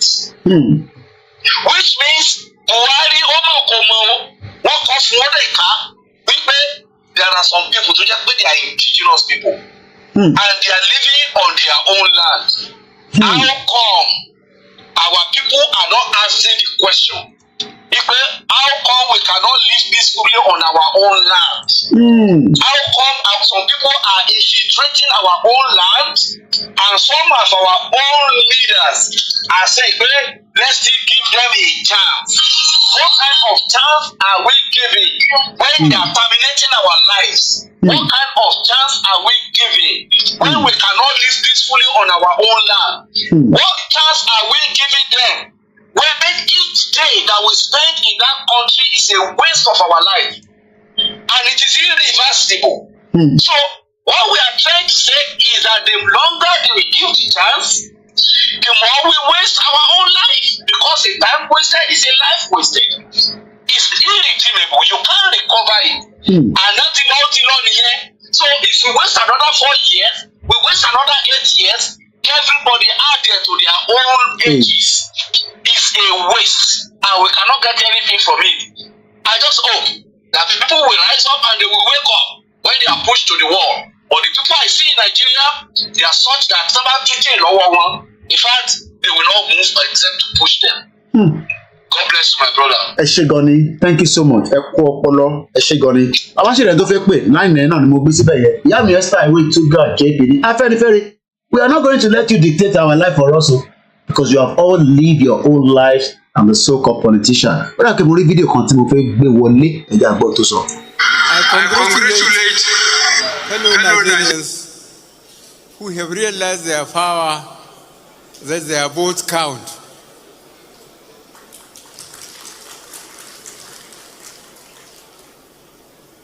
I'm looking forward to tomorrow to fly to my base and go back to my cows and sheep. Òsínwé somebody tẹgbọ́n tó sọ ṣẹ́rí pé tó ń comment látà nǹkan tó ń sọ pé cow ní Buhari animal gidi màálù ní Buhari. Bishop ti bínú tán Bishop ti bínú tán. Buhari náà òun fẹ́ padà lọ bá àwọn káwọ òun ó ní kí Palestine kó fún wọn láyè àti Rohingya Muslims. Bishop ẹgbọ́n sókè 15 minutes la ní ta fẹ́ manage o ẹgbọ́n sókè káwọn ọmọ mi náà kan lẹ́kọ̀ọ́ mọ́ nínú yàrá o àjọ ń ṣe náà ni sà ẹ káàbọ̀ sà. Yes, sir. Now, more listen to the previous person, Dutch Toro, very good and articulated statement. But based on my own observation and analysis of what is on ground, àwọn ọmọ Yorùbá ni ó yẹ ká ṣiṣẹ́ lé lórí. Àwọn ọmọ Yorùbá ara wa ló yẹ ká ṣiṣẹ́ lé lórí. Tí àwa ọmọ Yorùbá ara wa, if tá bá ti ṣẹ̀yìn àwọn Yorùbá tí wọ́n fẹ́ wọ́n Nàìjíríà, tá bá ti lè dúró ká ṣẹ̀yìn gbogbo wọn, Nàìjíríà ti pín. Lọ́tà náà bá wà lórí oyè, Nàìjíríà ti pín. Because wọ́n máa ń tẹ́ bá wo ìgbà Buhari was so afraid of Chief Igboho. Maybe you don't know that. I'm telling you now. Buhari, as a president, was so scared about Chief Igboho. Ó rò pé Nàìjíríà ti pín. Ó rò pé àwọn Yorùbá ti pín. When he saw that Ekiti rally, ó rò wípé Nàìjíríà ti pín. Then he called the summon on those Yoruba who's and politicians. Àwọn ló fi wọ́n lọ́kàn balẹ̀ wípé no. Ṣó yẹ yín? Àgbọ̀yé sà. All right. So when they finally saw that Lagos State is premeditated, àwọn Yorùbá ló gbé ìgbésẹ̀ lọ fún Aso Rock ní request for backing. Not even Aso Rock, not even Buhari, àwọn Yorùbá ló gbé ìgbésẹ̀. So nígbà tí bàbá Akintoye kọ lẹ́tà sí Tinubu recently, ẹni bá àwọn ọmọ ìjọ náà, they somehow already wrote letter. Yes. Tinubu also pé ìjọ ń lọ. Yes, I saw that. Àwọn ọmọ Igbo ti ṣe tán, àwọn ìjọ náà ti ṣe tán, wọ́n ojú àná ni wọ́n fi ń wo Yorùbá, àwọn ọmọ bá wo Yorùbá ilé ọ̀lẹ ni wọ́n. But nevertheless, we still need that unanimous southern one voice to say we are going. The North too want to go, but they don't know the diplomatic way of going. Àwọn Fúlàní náà fẹ́ lọ ni náà wọ́n fẹ́ gbé pẹ̀lú Nàìjíríà, wọ́n fẹ́ gbé pẹ̀lú wọ́n fẹ́ lo opportunity yẹn gba ilẹ̀ mọ́ táwọn bá lè rí gbà. Then Yorùbá ti ń fún wọn gbà. So àwa Yorùbá ara wa kọ́ àwa elite ní ká ṣiṣẹ́ lórí irú àwọn bàbá what's his name tó ní yunifásitì tá a sọ̀rọ̀ ẹ̀ lọ ní ọ̀dà táyà Afẹ́ Babalọ́lá kò wọ̀nyẹn tán ẹni pé nígbà tó bá sọ tó ń sọ̀rọ̀ kátàkátà nígbà kan táwọn èèyàn dìde sí tó sọ wípé wọ́n ń bọ̀ wá bá lọ́tà ẹni pé kákẹ́ kò sọ̀rọ̀ wọn náà. Àwọn èèyàn dìde sí nígbà yẹn ó sì hó lọ́wọ́ nígbà yẹn tí èmi ṣe rálì nígbà wọ́n sọ fún wọn ń bọ̀ wá bá lọ́tà and kò pẹ́ tó sọ fún bẹ́ẹ̀ fáàmù ẹ̀ tó wà ní Benue wọ́n jó gbogbo ẹ̀ ní nọ́dànù kò sí kankan tó ṣẹlẹ̀ gbogbo wíkìní láti gbà yẹn ó ṣọ́ra ẹ̀ ó dákẹ́jẹ́ so a ti fún àwọn pípò yìí ní ayọ̀ ìyọ̀jú that's why tó jẹ́ pé gbogbo ohun tó ń ṣẹlẹ̀ nílẹ̀ Yorùbá táwọn èèyàn ń pariwo ń gbọ́ báyìí ṣẹlẹ̀ ń gbọ́ báyìí ṣẹlẹ̀ kò kàn wọ́n wò yìí pé they thought you are nuisance pé that's the way they are Afenifere bí ni wọ́n àwọn Afenifere ń jẹ bíi kẹ́ máa tọrọ jẹ bíi wọ́n mọ̀ wípé wọ́n rò wípé you are non-entity that's why you are suffering báwọn làwọn mọ̀ ṣe. They don't know. They don't understand what is coming or what's already on them. So, àwa la láti that's why I said the youth need to re-strategize. Kò sí gbogbo nǹkan lè yan tẹ́ sáfẹ́fẹ́. Kò sí gbogbo nǹkan lè yan mo ní ká partner pẹ̀lú àwọn Boko Haram or something. But èmi pray kí àwọn Fúlàní wọ̀nyẹn tó ń wọlé yẹn àwọn olówó yẹn àwọn politician gangan ni kán lọ target kán máa dín pẹ̀lú wọn. Tó bá ti ń dín pẹ̀lú wọn àwọn wàá dẹ́ pariwo mọ́ àwọn ò dẹ́ pariwo mọ́ àwọn ló máa dìde. Ọlọ́pàá mélòó ló ń ṣọ́ wọn kiri tọlọ́pàá náà máa já dànù ẹ wo gbogbo bó ṣe ń pa àwọn ọlọ́pàá ní north tó ń pa á mì dànù. Ọlọ́pàá mélòó náà máa rán pé bóyá lọ sínú lọ́ṣọ́ politician kan tí wọ́n máa dùn. Àṣọ wípé kó wọ́n pòṣẹ̀ sí náà tó wọ́n kàn ní wọ́n pòṣẹ̀ sí ilé politician iná ò ní dùn láyé ìgbòdo wọn máa ṣe fún ẹ̀ tó pòṣẹ̀ yẹn. ṣùgbọ́n tó ló mọ̀ pé deadline ọgbọ́n sí yẹn ibẹ̀ yẹn ó bí ọṣẹ ni bọ̀ ibi báyìí a ṣe ní àlàáfíà wọ́n kàn fún wa ní attack and go back kí ló máa ń pè yẹn náà gorilla attack wọ́n sì fún wa ń bí so but bó ṣe já wọn tí ò mọ̀ kankan ní kíní yìí affect òun ni ó ń concern mi but tó bá jẹ́ pé àwọn politician àwọn elite tó gbọ́rọ̀ yìí irú bàbá kíná ti ń pè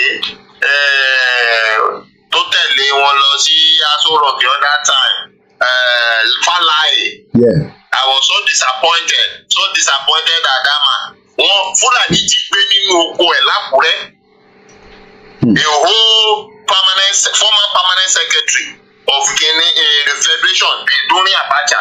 Fúlàní ti gbé nínú oko ẹ̀ lákùrẹ́ wọ́n gba ransom kan tó fi sílẹ̀. Bóyá wọ́n kó Aso Rock kiri láyé wọn ni wọ́n lọ sí Aso Rock ẹ̀ bọ́n ṣe wọ́n tún gbé bàbá kiri náà sórí wheelchair lọ síbẹ̀. I don't understand what's wrong with these people. Ṣùgbọ́n ká ní wípé Fúlàní tún visit ẹ̀ lẹ́lẹ́kejì tó wà gba ransom rárá. Ẹ mọ̀ wípé èyí tó lọ sọ fún Tinubu yẹn ohun ẹ̀ máa change. Bẹ́ẹ̀ni. So òun ni àdúrà náà ni a máa gbà tí nǹkan bá ti kọjá èèyàn. Ẹ̀ á gbàdúrà náà ni àdúrà la máa gbà. Thank you, sir. Àdúrà yẹn ìwà tó èèyàn á fi iṣẹ́ kun. So gbogbo kọ́lé ọ sọ Ọlọ́run á ràn wá lọ́wọ́ so àwa Yorùbá ara wa ní ká face. Thank you so much.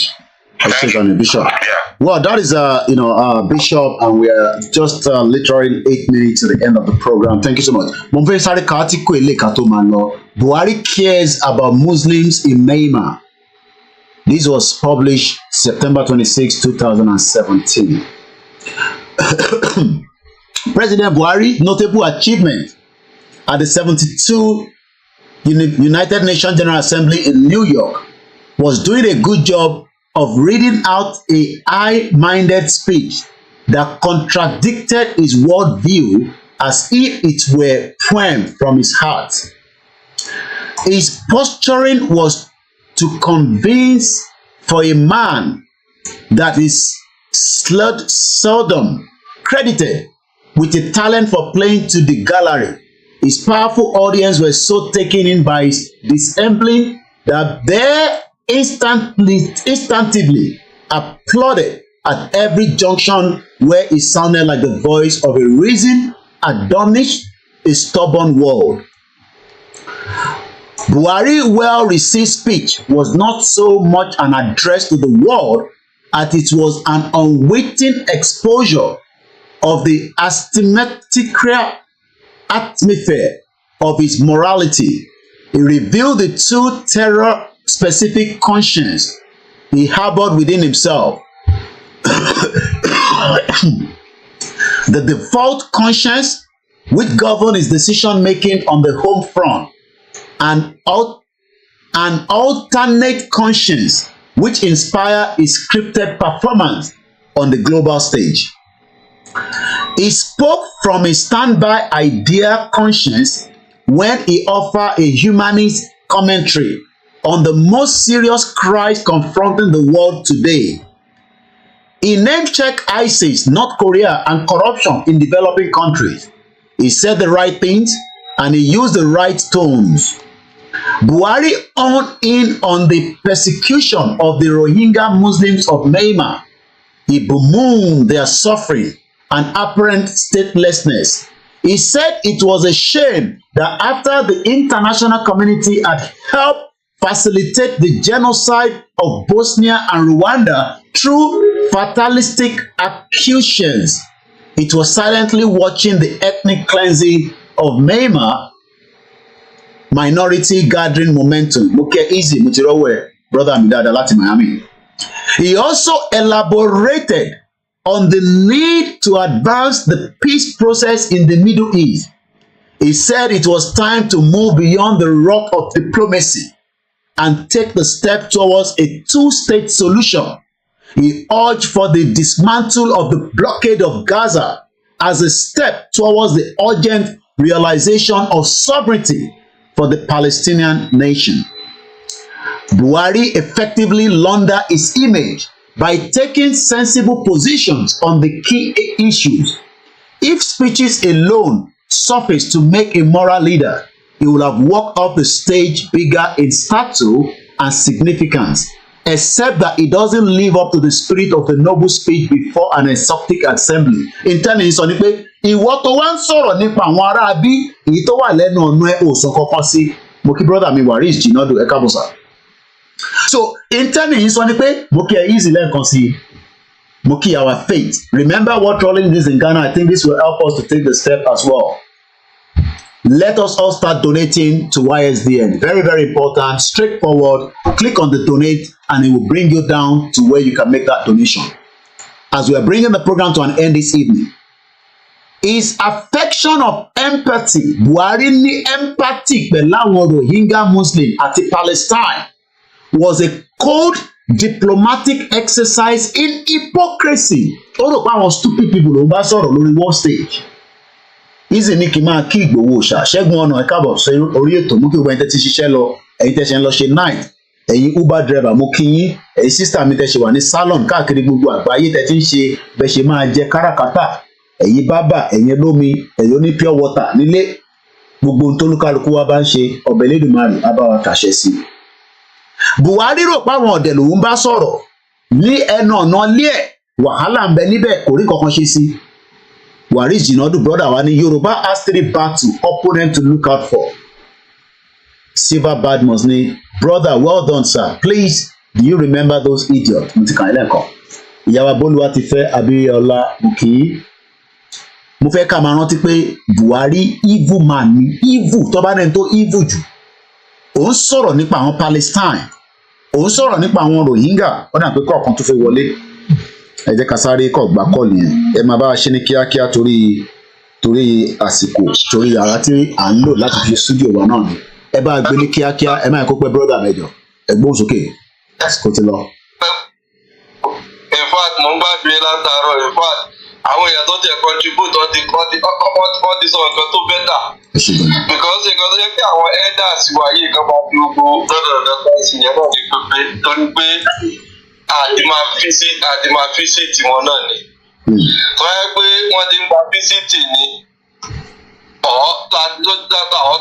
yẹ wọ́n ti rí front confrontation pé owó náà ló tó ń ṣe yẹn wọ́n ní máa ṣe fún wa bọ́ because wọ́n ti lò gbá wọn from 20s ní gbogbo àpípọ̀ yìí náà ti ń sọ̀rọ̀ náà ti jẹ bàbá up to their 90s now ṣé bí ò bá yẹ pé wọn ò tiẹ̀ lójú ṣé wọn mọ̀ pé yẹ kí gbogbo nǹkan tó ń ṣe yẹn ṣé wọn mọ̀ pé kò yẹ ká tẹ̀ sí mọ́ ni wọ́n fún àwọn young people láyè. But gbogbo nǹkan tó ń ṣe Afẹ́nifẹ́re ni o Babalọ́lá ni o gbogbo nǹkan tí wọ́n ṣe yẹn is so annoying so disappointing. Ònìyẹn ṣe Buhari ló lọ sí UN nísìnyí ó ní kọ́ fún àwọn Palestinian ní self-determination. Ṣé àwọn táwọn àlò are we the same? Are we the same? Tó jẹ́ pé wọ́n fi ń defend Nigeria. Kí ló defend Nigeria fún? For what? For their own benefit ni. Then can we continue like this? Possible. Tọ́gbà gbogbo Nigeria tó sọ gbogbo the operation keep them poor. Ṣé wọ́n mọ̀ pé tó bá kí gbogbo àpò ọ̀tọ̀ ṣé wọ́n mọ̀ pé àwọn tá a pọ̀ ṣé wọ́n mọ̀ pé wọ́n nílé ìlú láàrin wa? Ìgbésẹ̀ kan máa ronú nìyẹn. Ṣé ókè tó bá dùn pé àwọn ti dàgbà àwọn máa bọ́ fẹ́rí sọ àwọn máa gbọ́n máa gbá lọ. Ṣé wọ́n pé àwọn ọmọ tó bílẹ̀ can they survive it? Tó bá kíkù wa pọ̀ can they survive it? Wọ́n lè survive ẹ̀ náà. A máa pa àwọn ọmọ wọn náà ní. Ìgbàgbọ́ náà bá rìn sí. Yusuf Othman èmi ò mọ orú àwọn Yorùbá bíbí self-centeredness gbogbo nǹkan tí wọ́n ń lò yẹn which is very very poor which is very very bad. Lagos for sure mokin. kódà for how long I will continue like this. àti ó máa lójútùú ó kù díẹ̀ ni ẹ ṣe gan ni brother mi ó máa lójútùú. Kí ló ń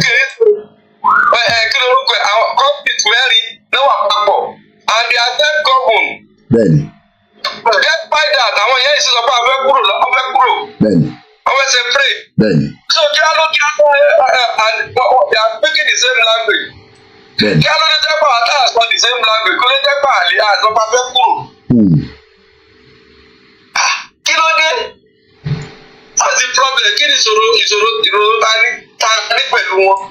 Tọ́lẹ̀ wá sí wá báyìí.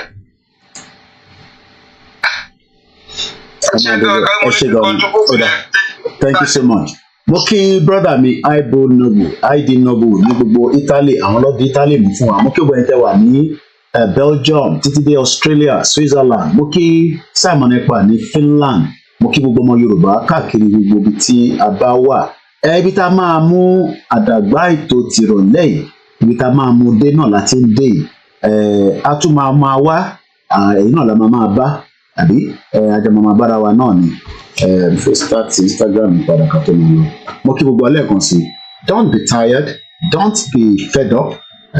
Ó ṣe ìṣọmọ lóko bẹ́ẹ̀ ni àní sí pẹ̀lú ìyá rẹ̀ bẹ́ẹ̀. Àwa la ní síyá àgbẹ̀yìn, àwa la ní síyá àgbẹ̀yìn. Let us remain firm, let us remain organic. Má dàpọ̀ mọ́ra wọn, ṣe in tó ń ṣe dúró tì wá, má lọ ṣe ìjìnlẹ̀ tí kòkòrò rìn lórí àti wálé àlè kòkòrò rìn lórí wọn. Mo kí ẹ Lagos for show, Dorcas oyè fara mo fi tọ̀wọ̀tọ̀wọ̀ mo fi dárúkọ yín mọ́mì, Rasheedat mo fi Elédùmarè kí yín, Ọlámilékan ọpẹ́ mo kí ẹ ní gbogbo ọjà ọ̀dọ̀, Adédayọ̀ Ibrahim ọmọ Penny mo kí yín, ìyá mi dáadáa Àtọ́kẹ́ Akànjí Akínládé tí mo fi Elédùmarè, mo láìkì green tẹ̀wò yẹn ó dúró dáadáa lára yín mọ́mì. Fẹ́mi Fọ́tóyọ̀ ń bọ̀ mo kí yín sà, Adékúnlé Ọláròpós mo fi Elédùmarè kí, Ẹríjọbí Julius mo kí Mr. Abiodun, ẹ̀gbọ́n mi dáàdì mi Ọ̀nà Adéọlá Fortune Michael mo kí yín, Eagle Eyes àwọn yẹn ló máa ń ní Ọ̀gbárá ẹ̀gbọ́n mi àjọ pàdé níjọ́ kan lórí bọ́ọ̀sì, wọ́n ní Kóìkì ó máa gbàgbé kan sórí bọ́ọ̀sì bó ṣe ń ṣe yìí, mo ní mo lè gbàgbé wàhálà nígbà tá a máa fi bọ́ọ̀lẹ̀ ló kẹ́ńtrò mo ti gbàgbé oúnjẹ tán wọ́n ní mo sọ fún ẹ kó máa gbàgbé. Ọ̀gbárá mo kí ẹ brọ́dà mi dáadáa, ẹ̀gbọ́n mi dáadáa, ó tún láǹfààní àti rí Ìgbòho lójú lórí fídíò call. Atúndé Sùláìmọ̀ mo kí yín, George Pupola mo kí gbọ́n ìta wà ní northern part of Nigeria, mo kí àwọn ọmọ Biafra, mo kí Mr. Kẹ́hìndé Adéyẹmí, ẹni tí ìbàdàrúkọ ẹ má fi ṣèbínú, Olúwaṣeyẹ Fẹ́rì Fẹ́mi mo kí yín, Síkírù Múrítàlá mo kí yín, Mr. Kẹ́hìndé Adéyẹmí mo kí yín lẹ́ẹ̀kan sí, Chibuzor mo kí ẹ Bọ́lájí, mo kí gbogbo ẹ̀yin tí ẹ fi kọ́mẹ́ǹtì sílẹ̀ lórí ètò ti ìrọ̀lẹ́ yìí, mo kí yàmi First Bank, mo kí Masbi kúṣẹ́ takuntakun, mo kí gbogbo àwọn medias lọ́tún lọ́sì. Ibi báyìí ni lecture room a ti rí àṣírí o, àṣírí kí la rí, àṣírí pé Buhari ṣe bàbá Princess Agboniyi wọ́n ní they tell policeman to be killing fowls. Àwọn ọlọ́pàá tó ń pààyàn káàkiri, Abiodun Monday mo kí ẹ. Ibi tá a máa rí sí nìyẹn lénìí, ẹ jẹ́ ká wá gbọ́ bí tí Buhari ní ẹ jẹ́ ń padà lọ bá àwọn màálù mi, ẹ̀yin ará Nàìjíríà ń ṣẹni tí a lè tọ́jú. I congratulate fellow Nigerians who have realized their power, that their votes count.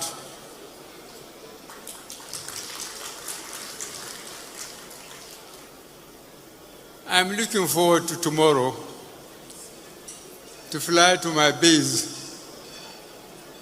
and go back to my cows and sheep, which are much easier to control than fellow Nigerians. Ẹ jẹ́ gbọ́ látọ̀dọ̀ brọ́dà mi, àwọn ọlọ́mọ jẹ́ the last caller. Ó yẹ gbóhùn sókè ti wà lórí ètò pẹ̀lú wa, ẹ jẹ́ gbọ́ látọ̀dọ̀ tí náà. Mo kí gbogbo ọmọ Yorùbá pátápátá, pàtàkì jùlọ mo kí bàbá wa Gbáyé Ọlárẹ̀mú agbẹnusọ fún bàbá wa Sunday ẹkú iṣẹ́ takuntakun.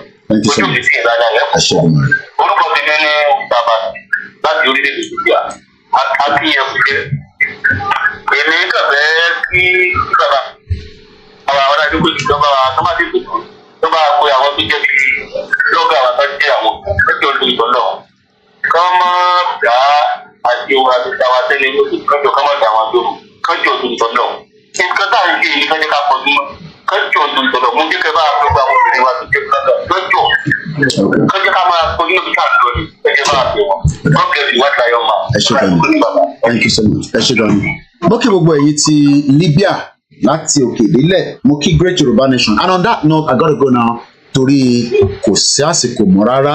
Gbogbo èyí tí ẹ bá wa dá sí náà ni a kí, mo kí ọmọdé, mo kí àgbàlagbà, mo kí gbogbo ìyá jù mí lọ, ìyá wa Títílọlá Shaw mo kí yín, mo kí ìyá tó bí mi náà, mo kí Professor Adébánjí Akíntóyè àti ìrójú Ìgbòho látàárọ̀ olóyè Ìgbòho ẹkùn fún rẹ̀ èmi àti Ìgbòho àti bàbá Akíntóyè nílé nígbà tí bàbá wa kí wa sílé nígbà tá a ṣe bẹ ní sókà mo kí ẹ dáadáa olóyè Ìgbòho mo kí àwọn ìyàwó wọn náà mo kí àwọn ọmọ wọn mo kí gbogbo àwọn mọ̀lẹ́bí ìgbà tí olóyè tó wá kí mi nílùú London lélẹ̀ olóyè Ìgbòho ṣá èmi àti ẹ̀ náà nìyẹn ó ń bọ̀ láìpẹ́ gbogbo ètò ẹ̀ náà ni wọ́n ń ṣe lọ́wọ́lọ́wọ́ mo kí gbogbo àwọn ìfẹ́ lódùn láti president mo kí central office mo kí gbogbo àwọn ẹgbẹ́ kọ̀ọ̀kan títí dé global directorate and the rest of you and on that note brother mi triple DRS mo kí Ayuba Adebiyi mo kí gbogbo ẹ̀yin tí ẹ ti sá lọ náà mo pé tó bá yá ẹ padà wá thank you so much once again and on that note I say a very good evening. Yoruba nation